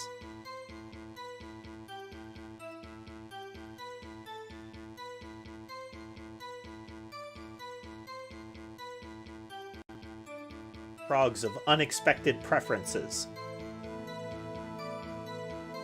Maybe I should present him with what I think his real reason is. At a feeling we get here. Everyone involved here is related in some way to that case. Better take another look at the files. And to do it that day, couldn't stand by and let it die. Say it, you mean...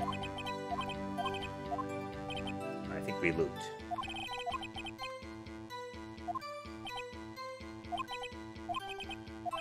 Yeah.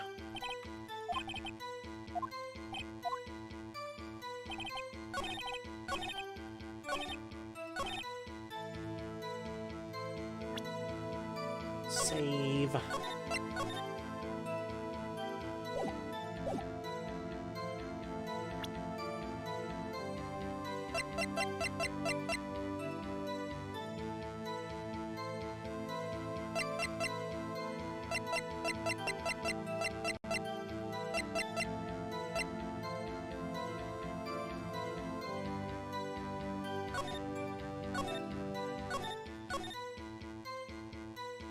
Oh. Neil Marshall was one of the victims.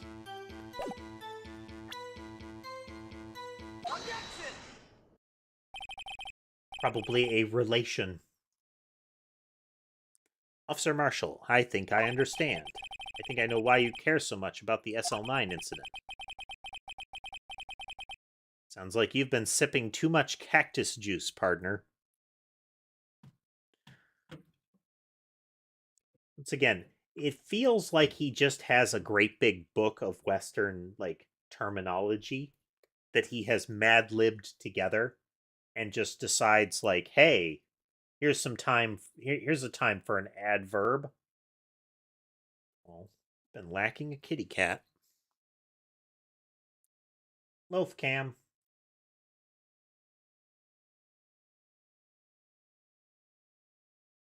A lot of times when Rorschach is sleeping like that, when he's laying on his side, when he'll drape a paw over his eyes. Like his front right paw there is like up over his nose, covering his eyes. So he can snooze.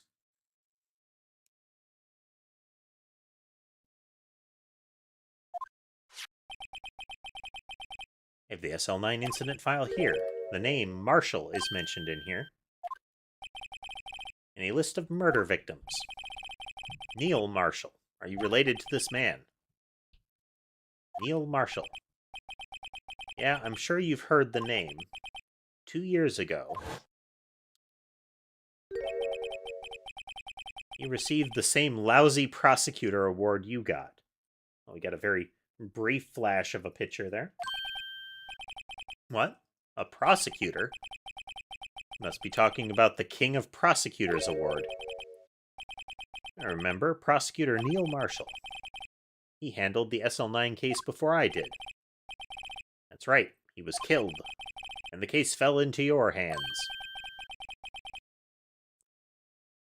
But what's his relation to you? He was my brother. You can see the family resemblance by the ridiculous insistent on, Western regalia.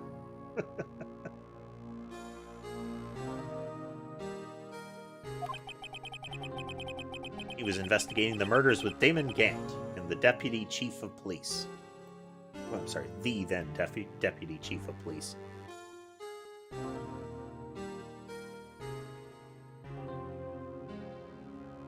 Different eye structure, different brow structure, different nose structure. Variable chin. I mean,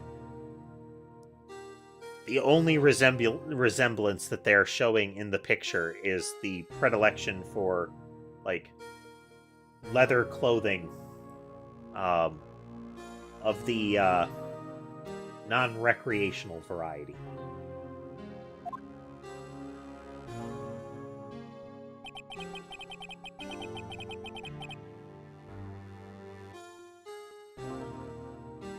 The group of detectives I was part of worked under them. We were desperate to prosecute the killer.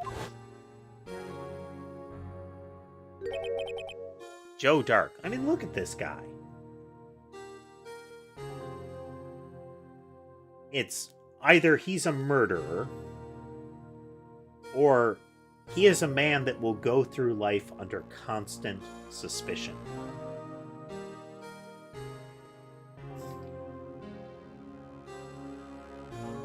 It'd be like...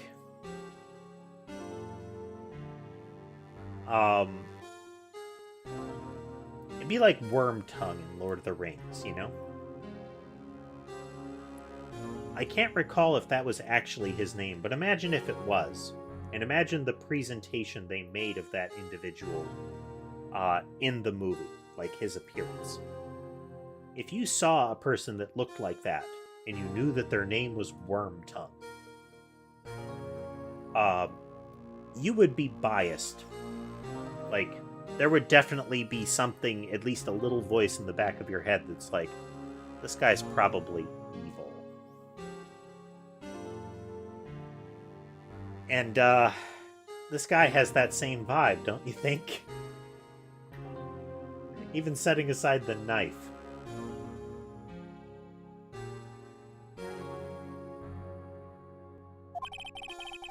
My brother fought Dark and was killed. That was the first time Dark left behind any evidence. That was all we needed. He was arraigned and incarcerated. The case was finally closed. Rorschach's got to rearrange himself for maximum comfort there a bit. At least according to the public records. What do you mean? My brother couldn't have been killed by Joe Dark. I knew my brother better than anyone. No one could have beaten him in a fight. And that's it? That's your reason for your insane actions? There's more to my brother's death than what the records say. No matter how much you try to hide it, you can't fool me.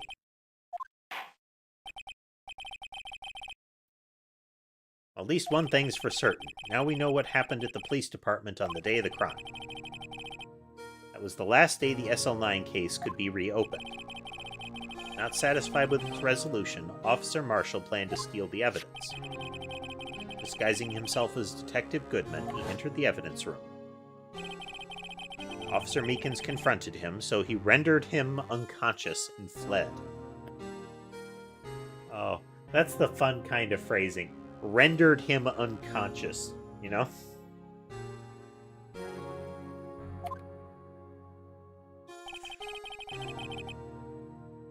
So, yes, this mystery has finally been cleared up. No murder took place at the police department that day.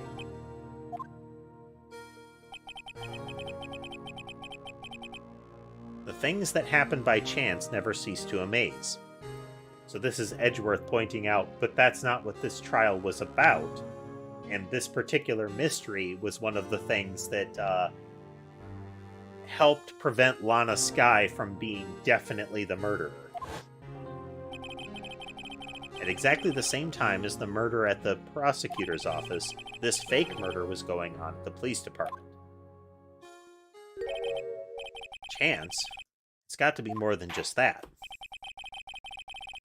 So if no one was murdered at the police department on the day of the crime, that means the murder in the prosecutor's office parking lot was the real one. Which in turn means only one person could have committed the crime. Chief Prosecutor Lana Skye. But wait. A verdict wasn't reached in yesterday's trial. Which is why we examined the incident at the police department today. But there's only one reason the defendant was not convicted yesterday. There yet remained the mystery of the simultaneous murder at the police department. It seems to me this boy's got the draw on you, partner. All of the mysteries at the police department have been resolved, no doubt about it. Our sole murder took place at the prosecutor's office. The only suspect is Lana Skye. So again, we've got the evidence of Goodman's locker being opened prior to that, and the evidence being cleaned out. And then some of that evidence appearing with Goodman's body. And the testimony of one Miss Angel Starr is completely incontestable. Except, we showed that her testimony was really flawed and she wasn't 100% trustworthy. If you have a response, make it a single word or less.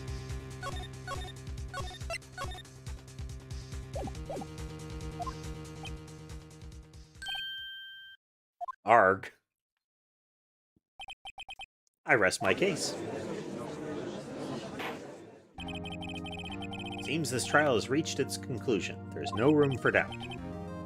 Well done, Mr. Wright. Thanks to you, I didn't need to waste my time disproving the alleged murder at the police department.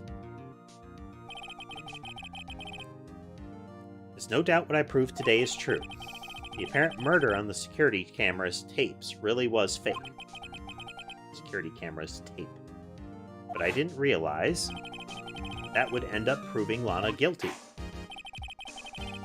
Now then, the time for the verdict has arrived. This court finds the defendant...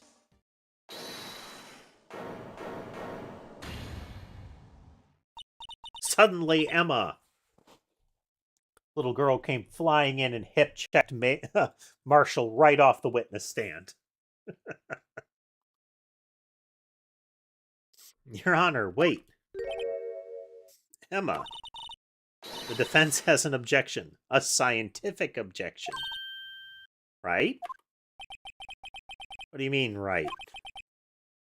Mr. Wright, are you this girl's guardian? Your Honor? Oh, in a sense. Please, Your Honor, all I'm asking for is a minute of your time. Please hear me out. Mr. Edgeworth, please.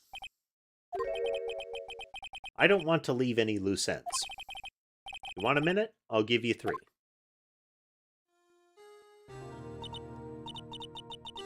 I was kind of in shock.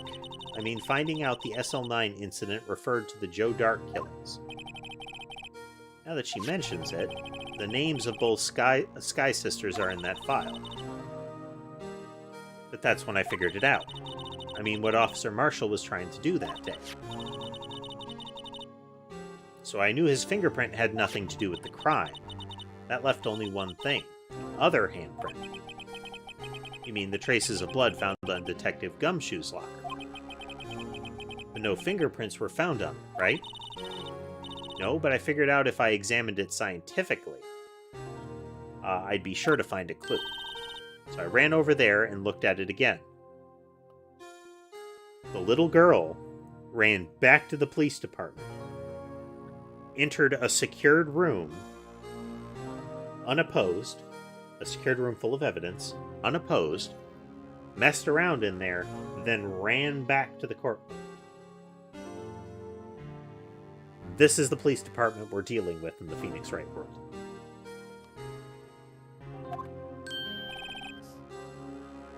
And this is not like, oh, she's a known associate of a lawyer. Nobody seems to care about defense attorneys in this world.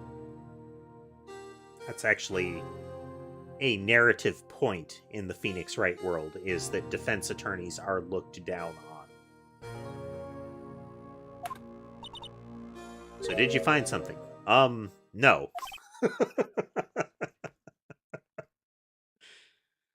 Huh? Sorry, I guess I'm not much of a scientific investigator after all.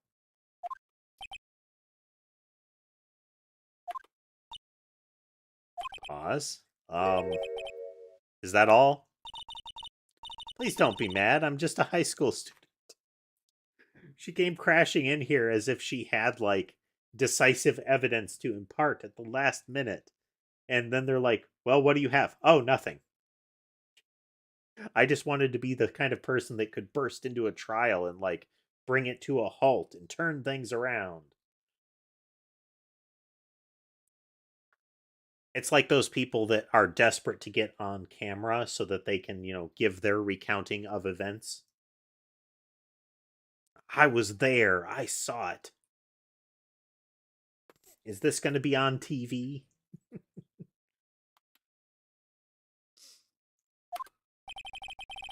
I'm just an attorney. But Mr. Wright, those traces of blood are the only clue we have. If we can't find something wrong with them... Please, Mr. Wright, you're a professional. If anyone can save Lana, it's you. Me? Oh boy. Time's up. Now then, Mr. Wright. With regard to the incident at the police department, does any reasonable doubt remain? I mean, yes, the giant puddle of blood that supposedly came from a nick to the hand of Meekins, who did not go comatose, you know. It appears the defense is troubled by the other blood mark. Looking at the floor plans, a handprint was discovered around here. Is there a problem with this? That's right. I'm sorry, I can't be of more use, but still, if you can't find anything wrong with the blood mark, Lana will be... Please answer my question.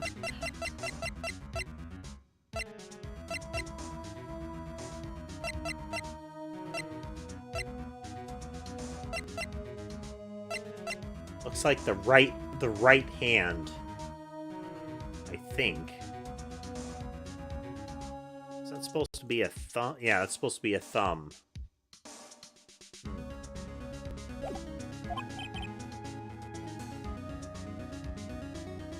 Ever I've needed to concentrate, it's now. What could be wrong with that handprint on Detective Gumshoe's locker? Could there be something I'm missing?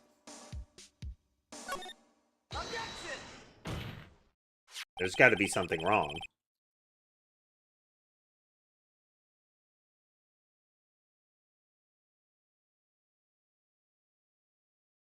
Is it that they're closed for Valentine's Day, casemate, or that they're too busy?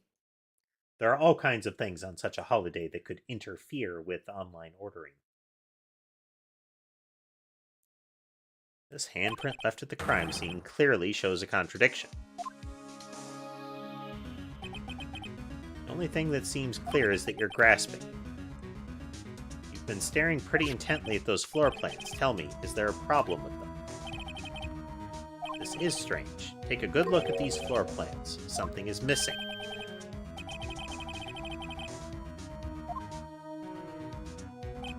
Something hasn't been drawn there. Yes, something that, when drawn, will completely change the meaning of the blood mark. Pray the defense isn't simply trying to buy time. Very well, Mr. Wright. With all this evidence here, there's got to be something I can use. The question is, which item can prove something is missing from the floor plan? Kind of want it to be the blue badger. The blue badger. Yeah. It is a hassle when you have to deal with the fact that everybody else is ordering out in similar in those cases.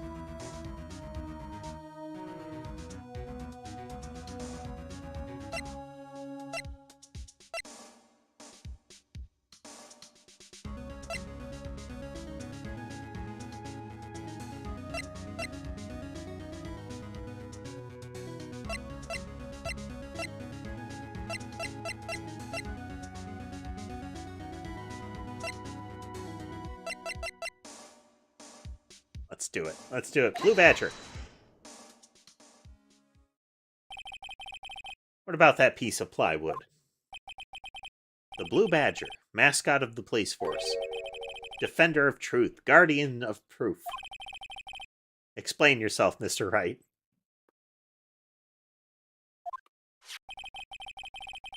Have you considered Applebee's, casemate?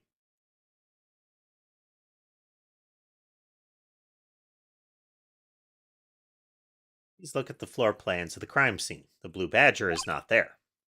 So watch what happens when we put him in. This is where he was dancing at the time of the crime.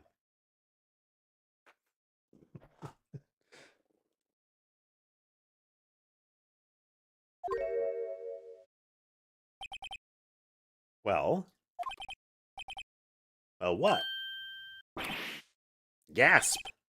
That's right. So long as the Blue Badger is dancing here, it would be impossible to place a handprint at this spot on the locker.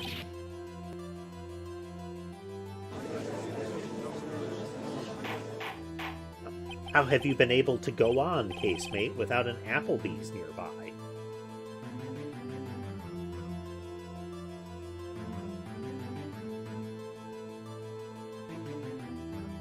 That means, just exactly what does that mean? It means it can't be done. What are you saying? Blood traces were undeniably found in that locker. Don't look at me, I didn't put it there. Mr. Wright, think it through scientifically. Emma, on that afternoon, Officer Meekins was the one who brought the Blue Badger to the evidence room, right? After he put it down, it would be impossible to leave a handprint on the locker.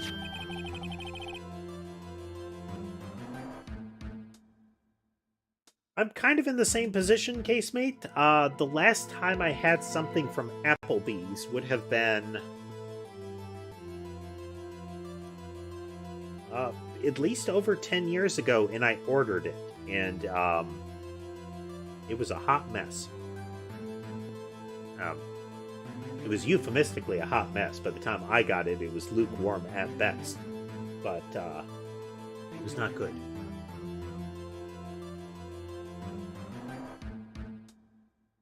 That must mean this blood mark was left there before the Blue Badger was brought in. Just one moment. I will not allow such far-fetched balderdash in my courtroom.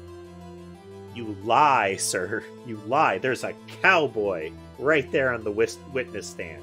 You are all for far-fetched balderdash.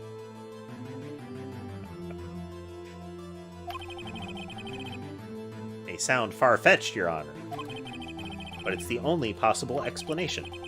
On February 21st, in the police department's evidence room, Colonel Mustard, with the lead pipe. Blood was spilled not once, but twice. But how? One time was captured on the tape, taken by the security camera. Officer Meekins cut his hand, from which a trivial amount of blood fell. The problem is the other time.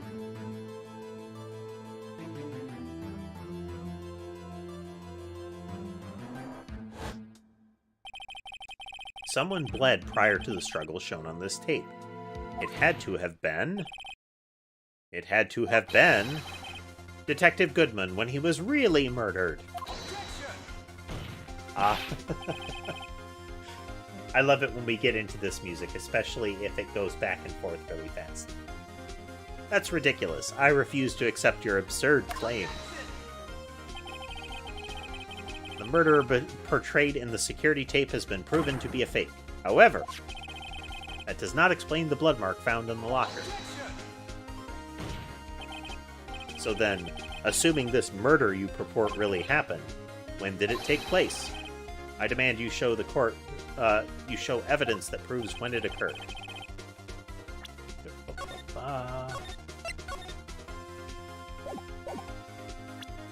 Take a look. It would have had to be probably around 420, right?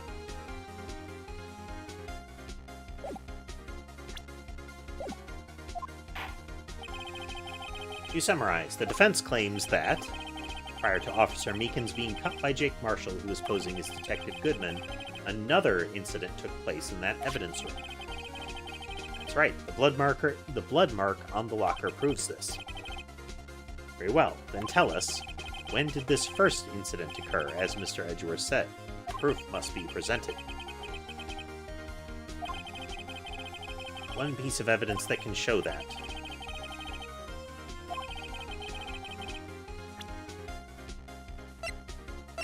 Have to be the record card, right? Crime took place inside the evidence room, then the killer would have had to enter it. And in order to do so, an ID card would have been required.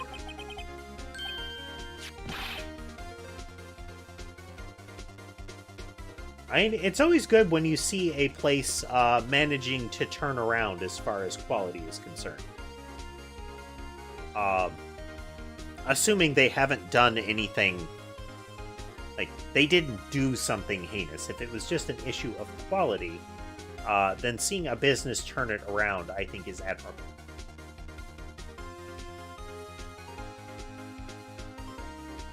when they've done something, evil, and then they're like, oh, but, we did improve our chicken sandwiches. Then it's like, yeah, the chicken sandwiches are better, but what about the evil? Did you do something about the evil? An ID card. Oh, an ID card record.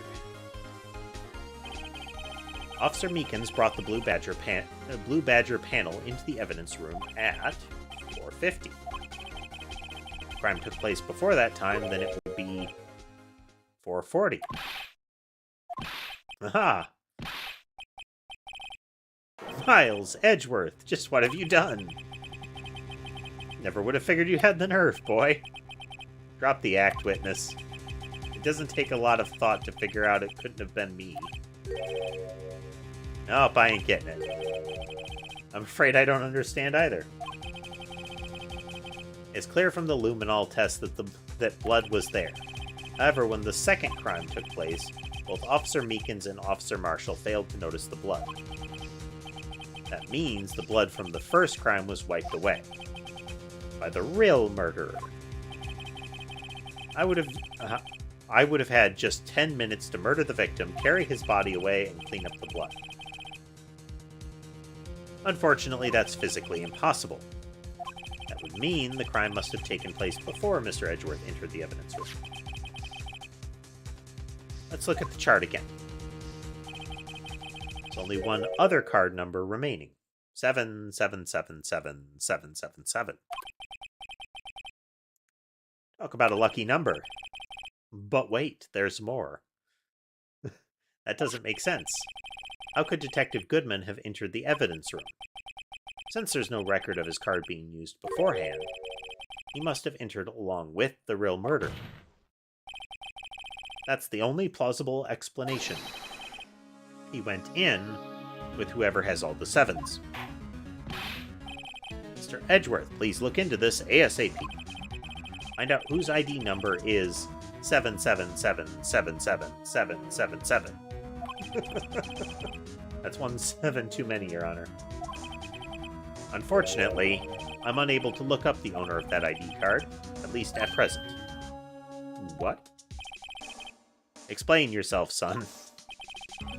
The ID number belongs to someone with a rank of captain or higher. Someone who is a so-called executive officer. We don't have the authority to inquire into such a person's identity. But that's ridiculous, just how... I'm not finished talking, Mr. Wright. There is one situation in which we can be granted such authority. If an official charge filed against an executive is accepted. Unofficial charge. You're all alike, aren't you? With your cover-ups and your forgeries. That's how prosecutors are, I think. I take pride in my work, Officer Marshall. I would appreciate if you would keep your slander to yourself. Slander, is it? Let me ask a question. Yes? No, not to you. To her, the defendant sitting over there. Your own little executive. Lana. Don't be stupid. She's been charged with murder. Of course we've looked up her ID number. And it's not all the sevens. Don't play me for a fool, partner. That's not what I want to ask. All I want to know is one thing. About that incident. The SL9 incident. Answer me this, Chief Prosecutor. In that trial 2 years ago, did you really only use legitimate evidence?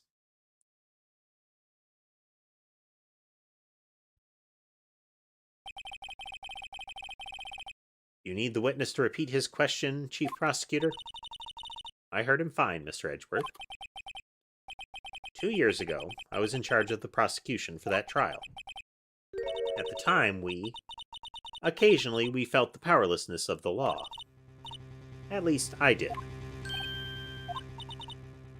Lana. I became a prosecutor in order to suppress crime with the law. But before I realized it, we were the ones being suppressed by the law. That law always Always making it hard to be a prosecutor, that law. If only we could do away with that and just prosecute and convict people, it would be so much easier.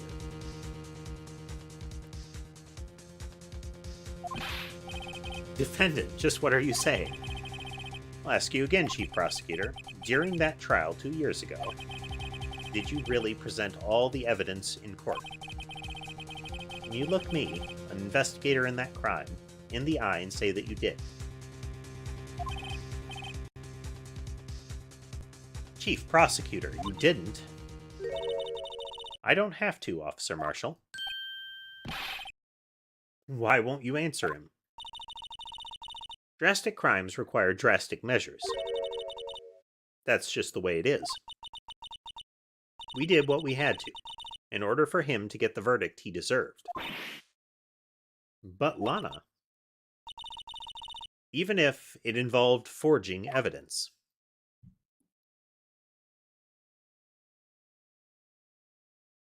Dramatic silence. See? That's what I'm talking about. No! Rabble, rabble, rabble, rabble. Lana's remarks caused such a stir, the chaos in the courtroom could not be quelled. The conclusion of the trial would have to wait until the following day.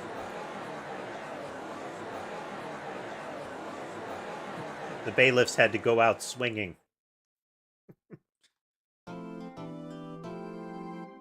Save. Well, aside from us being completely blind to the words at the top of the evidence list, things are going smoothly.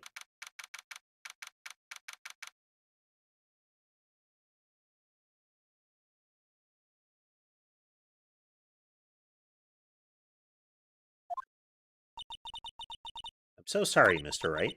I'm sorry for what my sister said.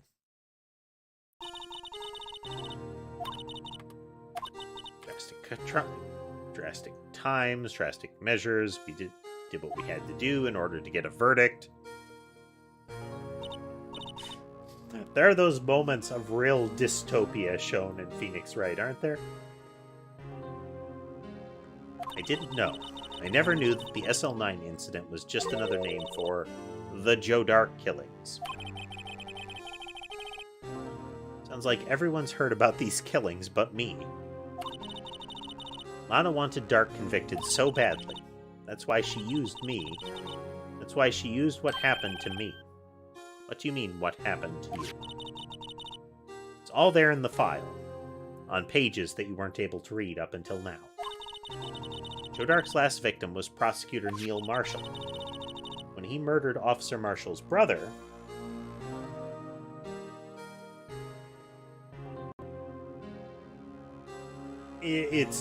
if what I'm told is accurate, it's once you're charged, any information that you bring, like anything that you assert, you have to prove is true.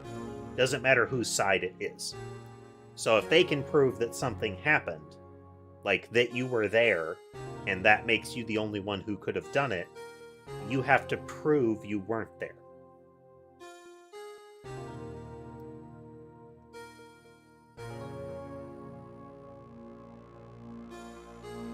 So with a lot of this, it's not just like finding a reasonable doubt. It's showing with certainty. Otherwise, you're guilty.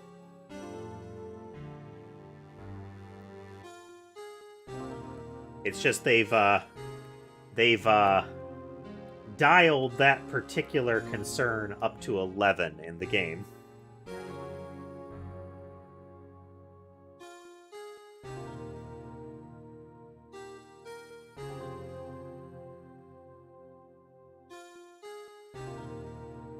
He murdered Officer Marshall's brother. He left behind an incriminating piece of evidence.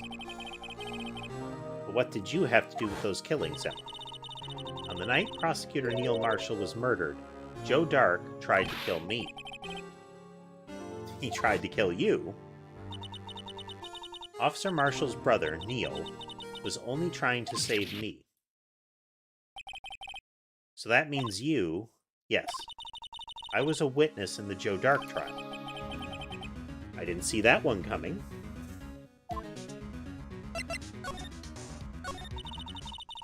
It happened 2 years ago. It was right about this time of the year, too. It was a terrible thunderstorm that day, unusual for the season. I was alone in my sister's office. We were planning to eat dinner together once she finished her work.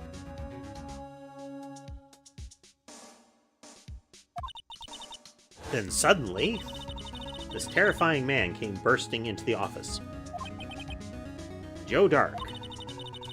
It seemed like he was running from someone. He pulled out a knife and screamed at me. I didn't know what was going on.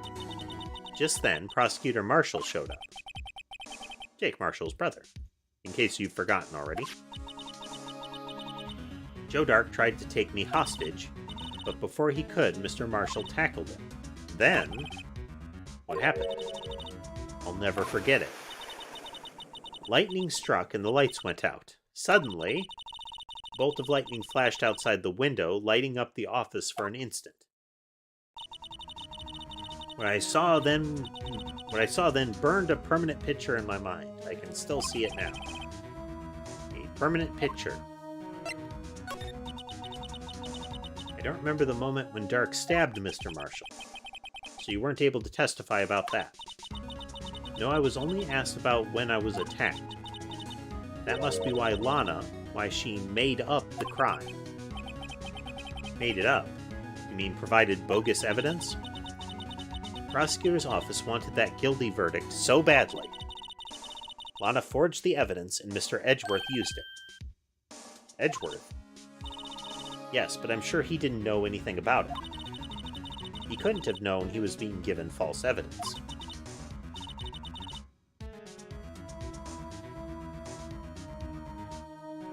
Even so, that's when it all started. The rumors about Mr. Edgeworth, I mean. It's all my fault. There's definitely some reasonableness to Marshall really wanting to engage with the trial to find out this stuff. But the fact that he's such an abrasive individual makes it hard to believe that he was able to ever even get that close without getting fired. Like,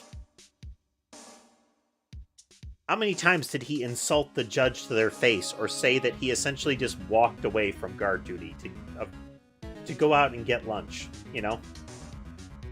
Like, I know I'm supposed to be guarding the evidence room where we keep all the important evidence, but I need me some sketty.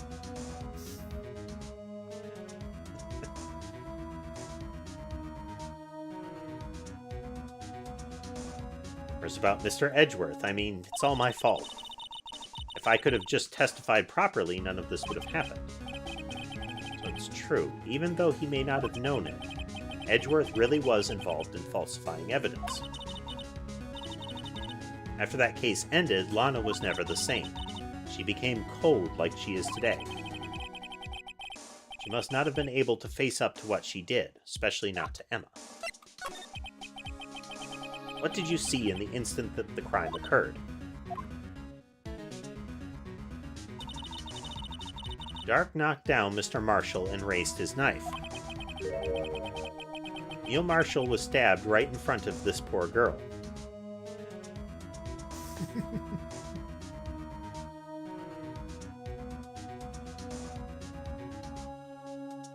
Sketty is a tasty and simplistic meal to make.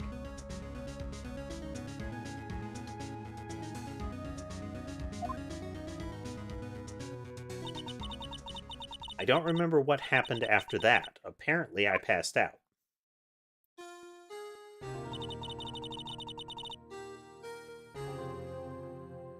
When I came to, Lana was cradling me in her arms. Poor Emma, you've been through so much.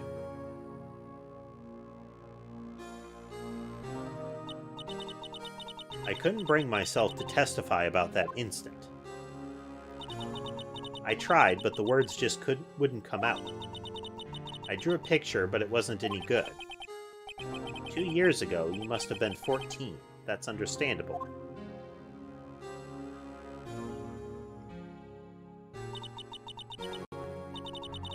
Once it was all over, I made up my mind. I decided that when I grew up, I'd become a scientific investigator. I want to be able to fight crime with my testimonies and find evidence to make an airtight case. I'll do things like bite mark analysis and fingerprint reading and DNA analysis. That way, Lana would never have to forge in. I see. I think I'm finally starting to understand what makes Emma tick. But there's still something that bothers me about that crime. There's something that's puzzling me, Emma. What is it? You said you were in Lana's office at that time, right? That's right. Why then would a serial killer come running in there? Not only that, but he was being chased by a prosecutor. Oh, there's no mystery there. Joe Dark had been taken in for questioning that day. Taken in for questioning, you mean by the police? Of course, this happened at the police department. He tried to run away halfway through the interview and fled into my sister's office. Once again, displaying the security efforts and quality of the security efforts at the police department. I mean, it's not terribly unbelievable, given what we've seen so far. The fact that the guy guarding the evidence room just doesn't do his patrols and wanders off.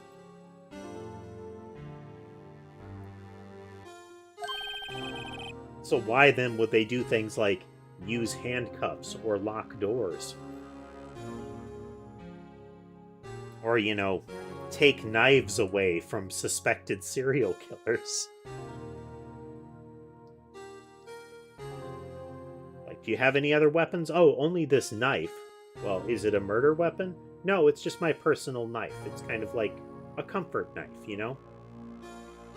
It's an emotional support blade. Oh, well, certainly, you can keep it then.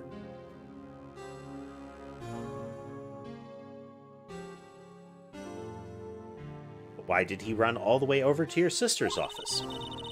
Because the detective offices and the questioning rooms are right across from the elevator. Across from the elevator? But Lana was the chief prosecutor, wasn't she? No, silly, didn't I tell you? 2 years ago, Lana was a detective. She was the best in the entire force. What? That's news to me.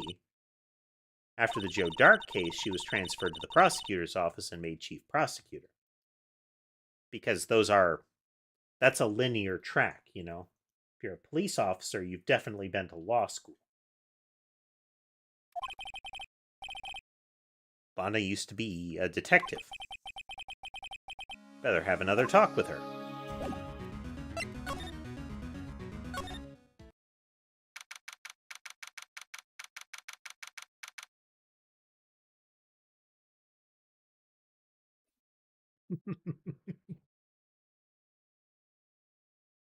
I don't know, for whatever reason, when we're saying emotional support weapon, I can only imagine that really absurd NRA network where there was a program, apparently, where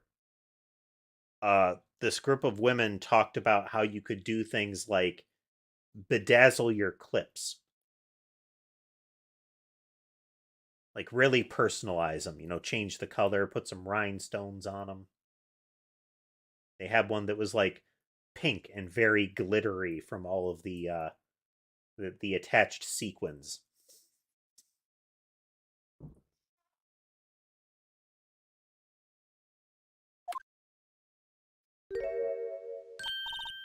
I wonder what those medals are for. Like, the epaulets are already a bit ostentatious, but those are some big old medals. Like, full ceremonial medals, not like just the little ribbon markers.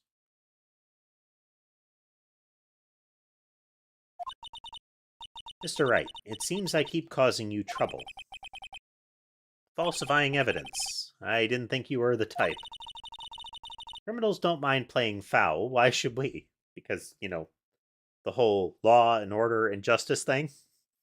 Maybe that's why. But Lana, if you're wrong, an innocent person might be found guilty. That's clearly not the point, Emma.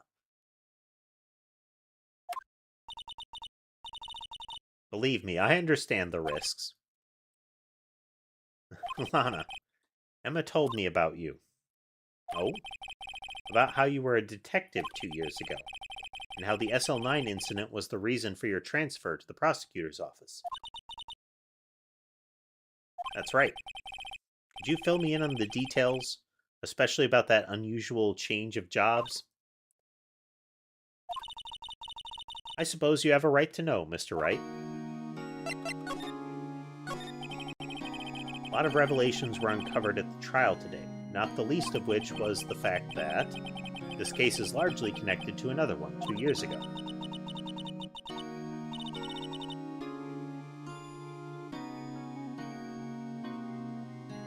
Fair thought.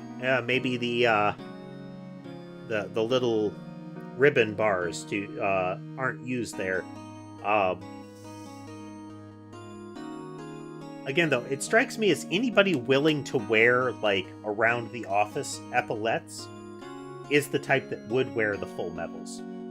Like, if she had more of them, enough for multiple rows, she would still wear the full medals. She would clink when she walks around.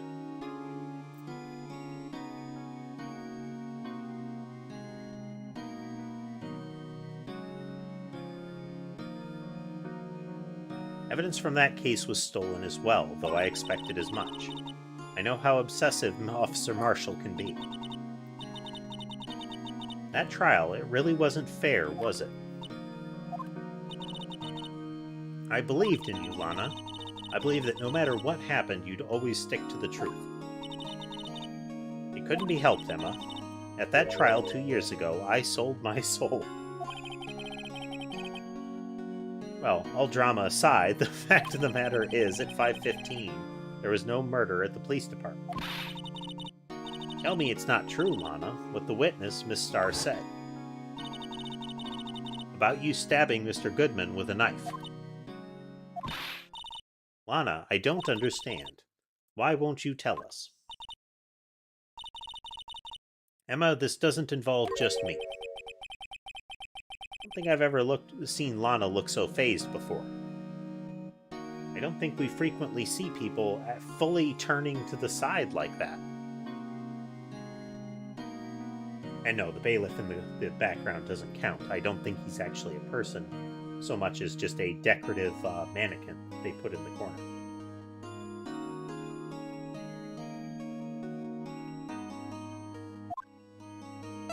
Because clearly that bailiff never sees or mentions anything that they hear. And that camera is probably decorative too, because it also doesn't pick up anything that goes on.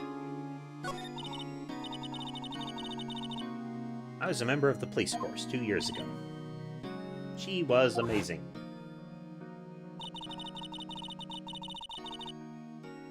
I like how she has a hero scarf. How it, like, dramatically zigzags behind her like that. They still talk about all the cases she and Chief Gant cracked together. Chief Gant? He was the deputy chief of police back then, but he still worked the crime scenes. Him and Gant, he was everything I aspired to be. They were the best team ever. They solved crimes before the reports could even be filed. Emma really idolizes her big sister. But now you're chief prosecutor. What happened? How did it happen? I always planned on becoming a prosecutor. The reason I became a detective was to gain experience investigating crime scenes, so you could use that experience in court, right? Gant's help in the SL9 case was crucial to its resolution. So at least that makes it plausible that she, studied to be a prosecutor, but became a detective for in the field experience. After that, he became chief of police and arranged my transfer to the prosecutor's office. Maybe I should have asked more about this investigation of theirs 2 years ago.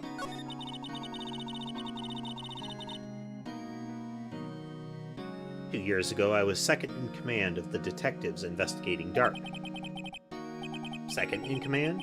That means the investigation lead was Damon Gant, right? Yes. Deputy Chief Gant and I shared the same offices and the same investigations. They even had the same office. We led a team of the best detectives on the force. Detective Goodman, whose case it was, Jake Marshall, and Angel Starr. It was the first time Marshall worked with his brother. He was quite gung-ho. Without a doubt, Joe Dark was the serial killer. We asked him to come in for questioning. We were desperate for evidence. That was when his final murder took place. When he tried to murder Emma. Prosecutor Marshall was trying to save me from Dark. You see, the first person who happened upon the scene of the crime was me. Now you tell us. Damon Gant and Neil Marshall were the ones questioning Dark that day. The investigation was in its final stages, and Dark must have suddenly panicked. So he waited until Gant and Marshall let their guards down, then fled the room. From there, he ran straight to the office shared by Deputy Chief Gant and myself. That's where he found me. So you were the first person to run to the scene, Lana. It appears so. I was filing some papers while Gant and Marshall were questioning Dark. When I returned to my office, I saw 3 bodies on the floor and smelled blood. 3 bodies. Prosecutor Marshall, the victim, Emma, who had passed out, and the suspect, Joe Dark. During the struggle, it seems Mr. Marshall struck a final blow before he died. Joe Dark had incurred a minor concussion and lay unconscious. What did you do? To be honest, I panicked. I picked up Emma, carried her out of the room, and just held her. Can't blame her. After all, her sister must have gone through. After that, I placed Dark under immediate arrest. Let me get this straight. You were all involved in the SL9 incident. That's right. Quite a coincidence, huh? I don't buy it. What are you saying? There's no way everyone involved in this trial was also involved in that incident. Just by chance. But that case was solved 2 years ago. At least one person went to extremes because they didn't believe it was truly solved.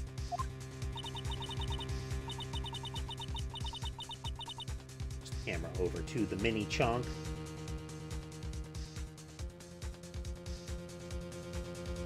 Officer Marshall. Yes, his actions came as a surprise to me as well. Ever since his brother died, he's changed completely. I guess he wasn't convinced with the ruling against Joe Dark. Life doesn't end with the closing of a case.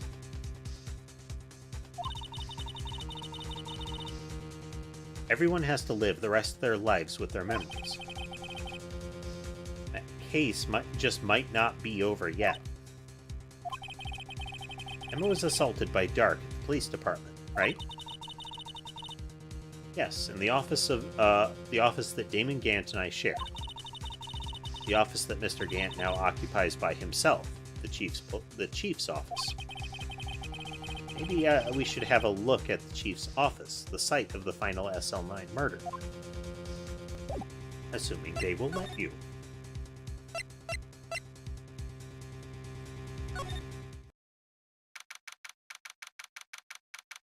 Pop around, see how many flags we can raise here.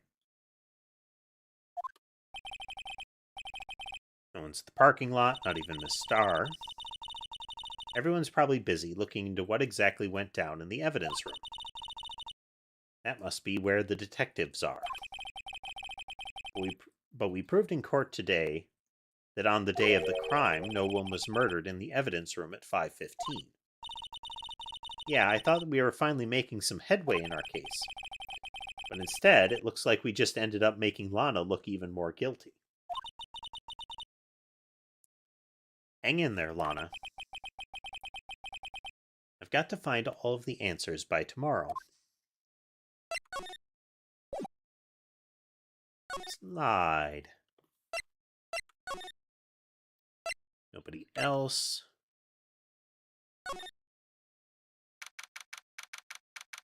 Hi, prosecutor's office, room 1202. Mr. Edgeworth isn't here. Maybe he's being questioned by an inquiry committee.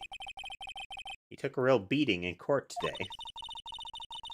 And with Lana admitting to falsifying evidence 2 years ago, I guess we'll just have to come back later.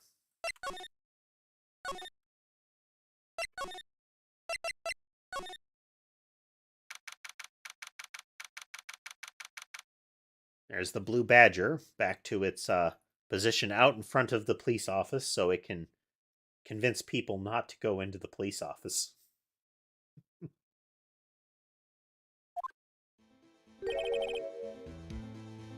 Howdy, Bambina.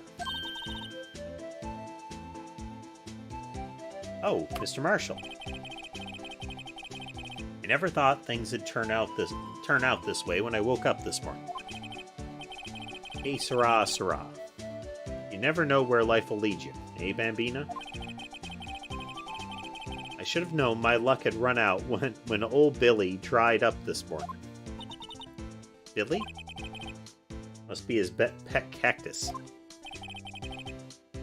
Say, where are you headed? Just over to the prosecutor's office for a little interrogation. It's a voluntary appearance, but we all know I won't be coming back. Sorry, but you can't go in the evidence room today, partner. But Mr. Marshall, why did you do it? Why do prospectors head west? If ever there was a case I needed to know the truth about, it was that one.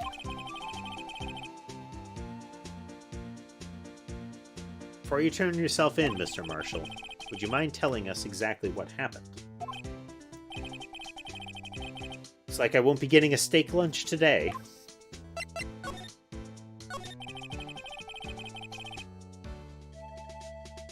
Something was fishy about that trial from the beginning. It wasn't just me either, although the detectives thought so. What do you mean, fishy?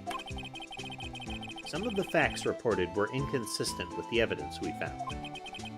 For example, the murder weapon. The murder weapon? You mean that switchblade knife with the broken tip? That was Joe Dark's, all right. But in the initial autopsy report, a question was raised. A question. The blade of the knife was not a perfect match with the wound the victim sustained. What does that mean? It means there is a good chance that knife was not the murder weapon.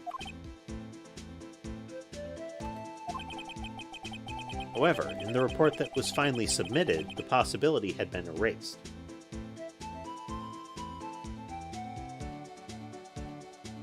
Sherbet passing through. Sherbet and Sammy get along relatively well.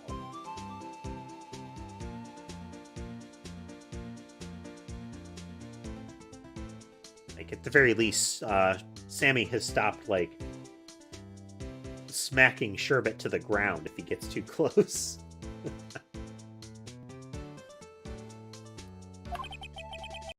Could the facts have been concealed with forged evidence? That case left behind scars on all of us. The scars that the SL9 incident left behind.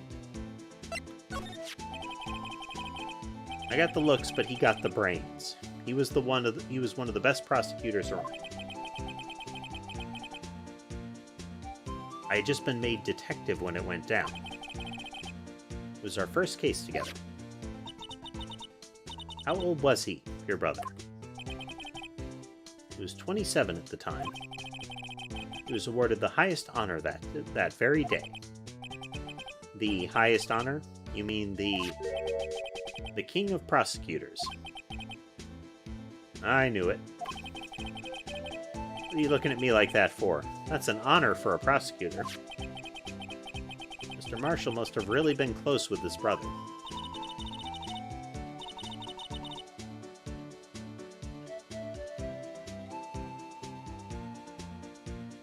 You do have to admire that he's so committed to his persona that he even changes the theme music around him.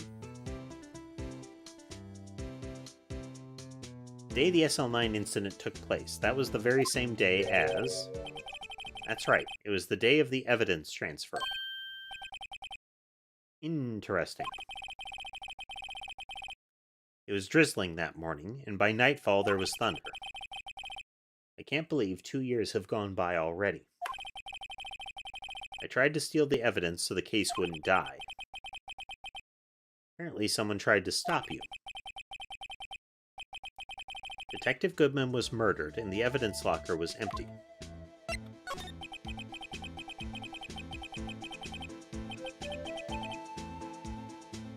There was something going on behind the scenes with that case. We all knew that later.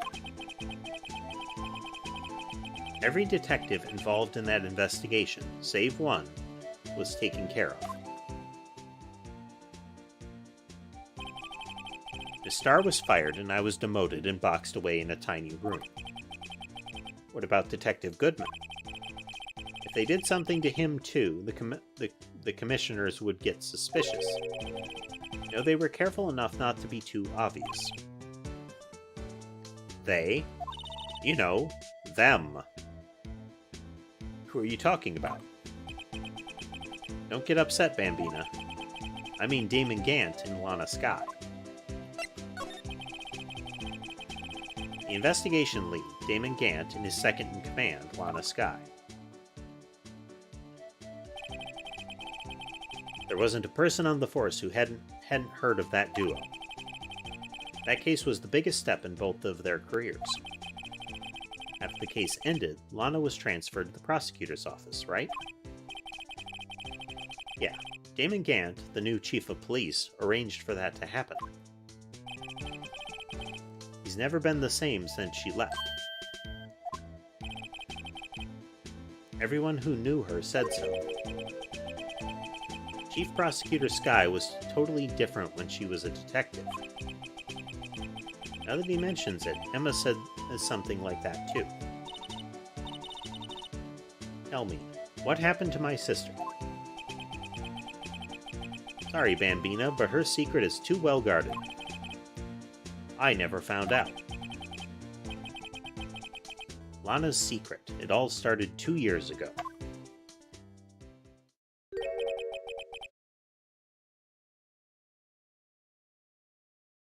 So there you have it. That's my story. Did you enjoy it, partner? It was certainly enlightening. There's one thing for sure I found out in court today. That boy Edgeworth isn't my enemy. He was the one who used falsified evidence to get a guilty verdict, but someone else was the one who gave him that evidence and planned everything. That someone is Damon Gant. Don't believe me? Well, I don't blame you. I won't even be a patrolman after today.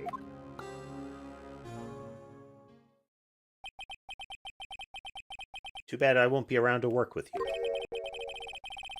when you become a real scientific investigator. Adios, Bambina.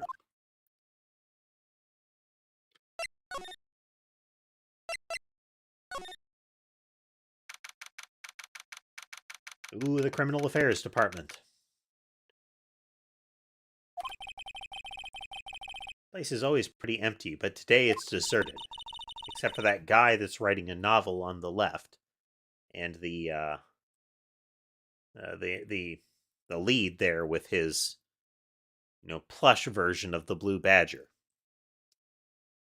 Which, if anything, somehow looks worse than the automated cardboard one. If you're looking for the others, they're all in the conference room. Thanks. Wow, he actually talked to us. With the chief prosecutor saying that what she did, and the decision about what to do about Mr. Edgeworth, not to mention our statement to the media in tomorrow's trial, there's more chaos going on than Thanksgiving and Christmas put together. I think festive is is the word usually used for those. Sir, we'd like to have a look around Chief Gant's office. Just use the connecting hallway to the other building and take the elevator to the top floor. Really? You mean it's okay for us to go in there? I mean, we aren't police officers or anything. Hey, you're right. You can't go in there. It's off limits. Now I see where Detective Gumshoe gets his unique charm. Well, what are we waiting for? Let's head to the chief's office.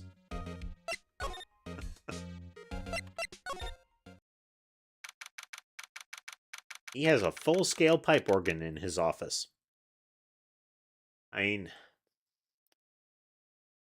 you've got to appreciate the style that goes into having a full-scale pipe organ in your office. As, like, the central point of view of your office is, look at the pipe organ.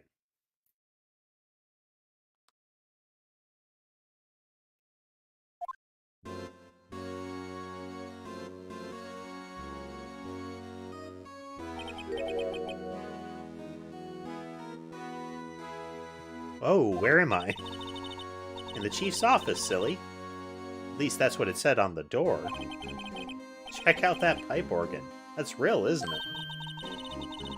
Hey, I used to take organ lessons in kindergarten. I'd kind of be interested to see kindergarten level full-scale pipe organ lessons. Because that kid would have to be running all over the place to hit all of the pedals and all of the keys and pulls at the same time. It would be very interesting to watch, I suspect.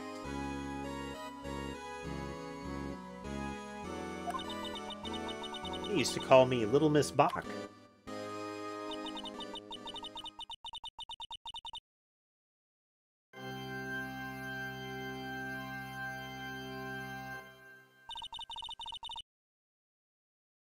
They said I was a genius until they tried to start teaching me the notes. Yeah, with a lot of pipe organs, in addition to often more keys, there's often like a bunch of pulls at the top of them, like up above the keys, and then pedals down below, like lots of them. Especially one that size, given the number of pipes. Never could remember where C was. Oh, it's you two. Chief Gant. He put that paper he was reading on in his desk. So, Righto, have you been swimming lately? No, I haven't. I've been kind of busy lately. I can appreciate that. I've had my hands full, too, with Mr. Marshall's misconduct and Lana's provocative statement. Provocative statement. Oh, you mean about the forged evidence. 2 years have passed since that incident. My, how time flies. See that big picture on the wall over there? That's a picture of Lana, Neil, and me. Oh, there's the urn behind them. That's the broken urn from the evidence room. And the prosecutor trophy, the sword is missing from it in the version that we have. See, no sword. So this is Mr. Marshall's brother, Prosecutor Neil Marshall. We took it to commemorate our work together. Something's not right with this picture. I can't quite seem to put my finger on it, though.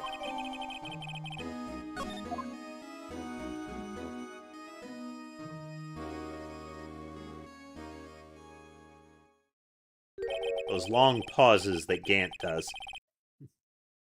Anyway, I'd like to reminisce all day, but there are matters that need my attention. I'm going to lock up here, so let's go out together. Oh. But this office, it was a crime scene 2 years ago, wasn't it? That case has long since been over. There's no need to investigate it anymore. Completely unrelated. There's no need to worry about it. Let's all be going and not think about it anymore. It's not suspicious in any way. All the same, we'd still like to have a look around. Perhaps you didn't hear me. I said there's no need to investigate it anymore. Now hurry up and get out. I have a meeting to attend. Boot? Looks like we aren't welcome. It seems that case isn't over with yet after all. What do you mean? Chief Gant denied our request to search the crime scene. That means there must be a reason he doesn't want us looking around in there. You mean like a clue? There's got to be a way we can get inside the chief's office. Alright, we are going to wrap up right there. We're going to plonk down a couple of saves.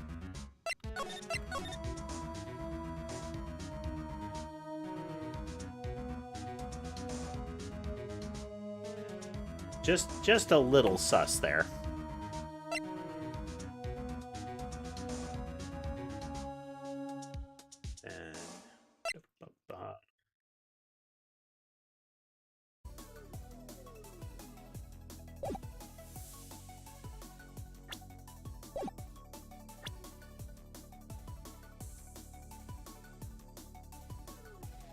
Alright, let's see here. Well, did you folks have fun with some Phoenix Wright today? Very enjoyable, I hope.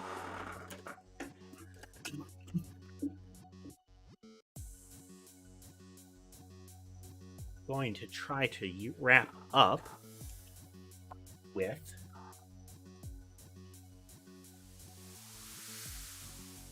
see if we can't lure out the kitties, huh?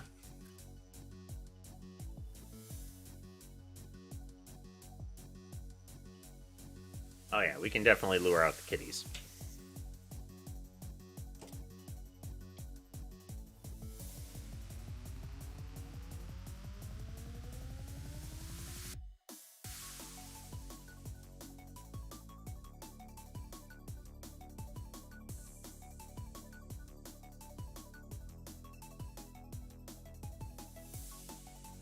You can't hear it, but Sherbet is chattering away.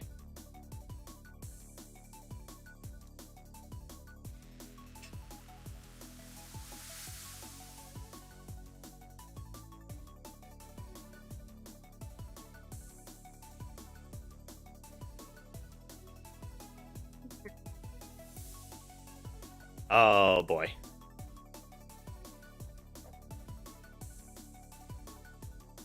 Oh man, Sherbet's got a grip on that thing.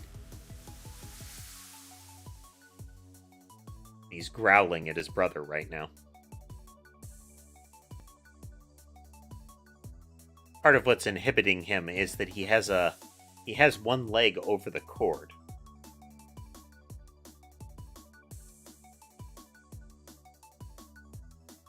So it's making it hard for him to move around.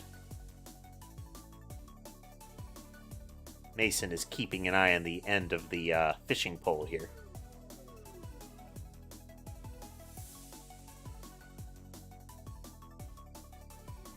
Sherbet is trying to get away with the toy.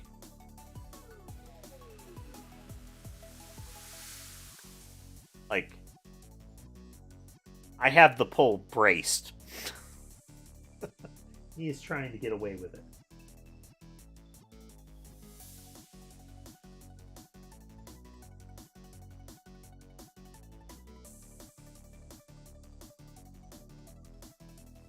I'm trying to do the let it go slack and see if I can get away with it.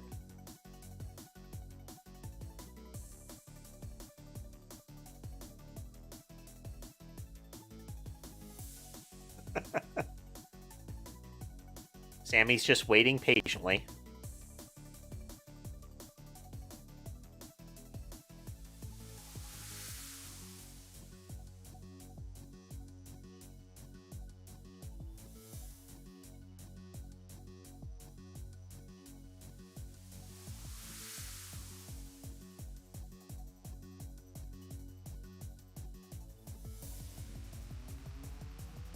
I'm worried about the integrity of the fishing pole. There we go. There we go. Oh, dang. Mason with the flying catch there. He's a little confused because he got a hind leg over the cord.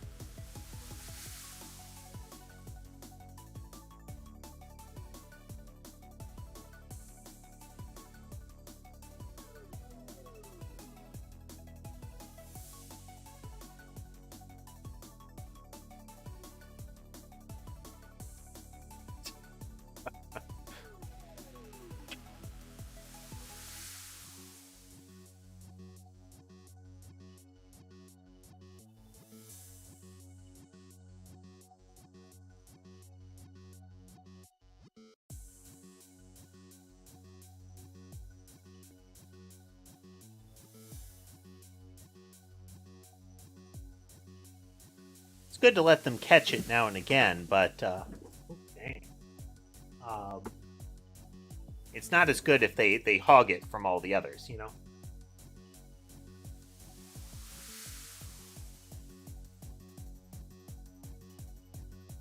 So now Sherbet has the cord a little bit, and Mason has the actual feather.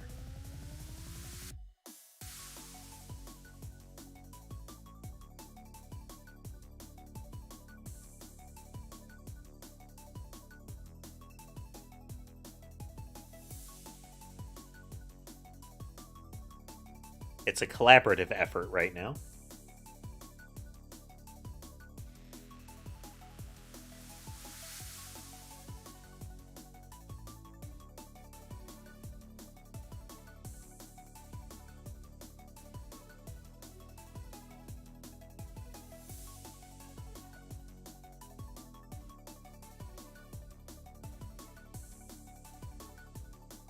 Yeah, it's once they get a good hold on it, they try to run off with it. And we want them to exercise and play, not just chew on it. But it's okay if they get it. It's a lot of cats are really encouraged if they get to grab the thing. Because as cute as they are, cats like to kill stuff. It's not just they like to hunt for food. Cats do like to kill things.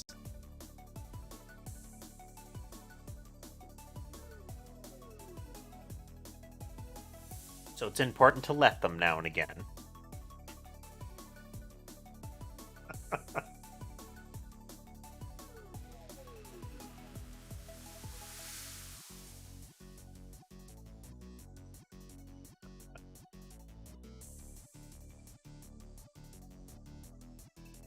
They know the cord is involved. They know the fishing rod is involved.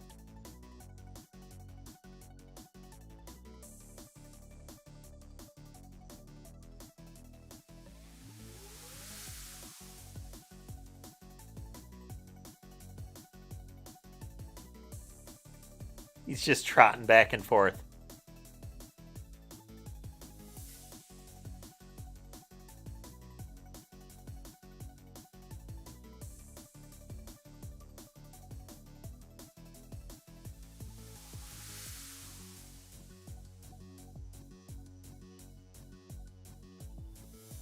I don't want to pull too hard because of the way he's got it grabbed right now.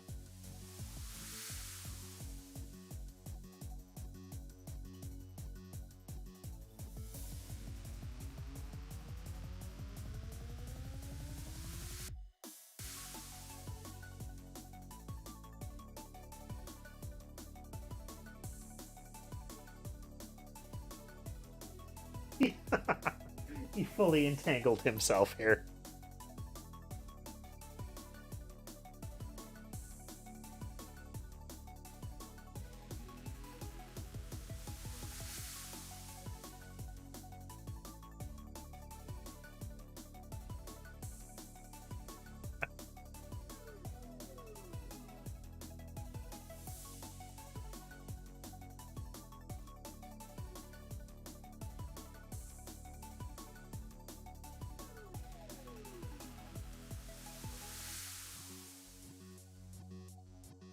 I figure we play with the cats a little at the end of the stream just to give them an opportunity. I think the laser pointer is generally the safer bet here.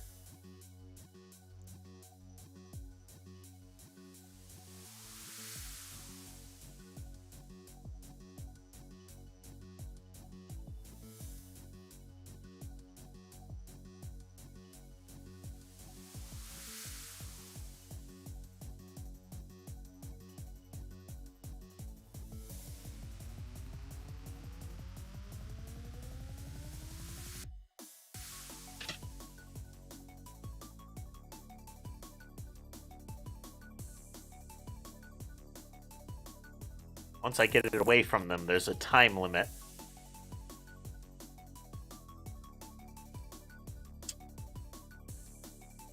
If you look closely, you can see Sherbet's chattering.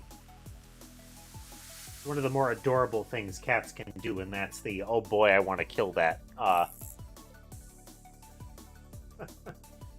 reaction. It's very cute.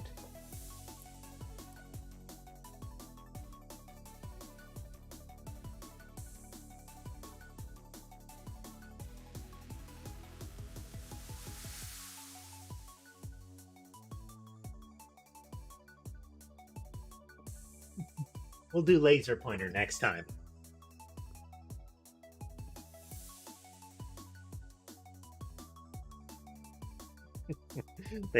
they could see right where it went. They know what was going on.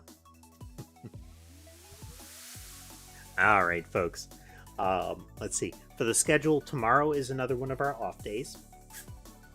Be doing video work and what have you tomorrow. Then Thursday is a puzzle day. Might try one of the other Picross ones we have. But, casual puzzles and chat. Then Friday is going to be Murder by Numbers, which is kind of Phoenix Wright meets those puzzle games that I like to play. And then Saturday will be that Raging Loop game. We'll see how that one turns out. Maybe it'll stay in the rotation. But yes, thank you everybody for coming out today. I hope the rest of your day is good, and I will see you again on Thursday.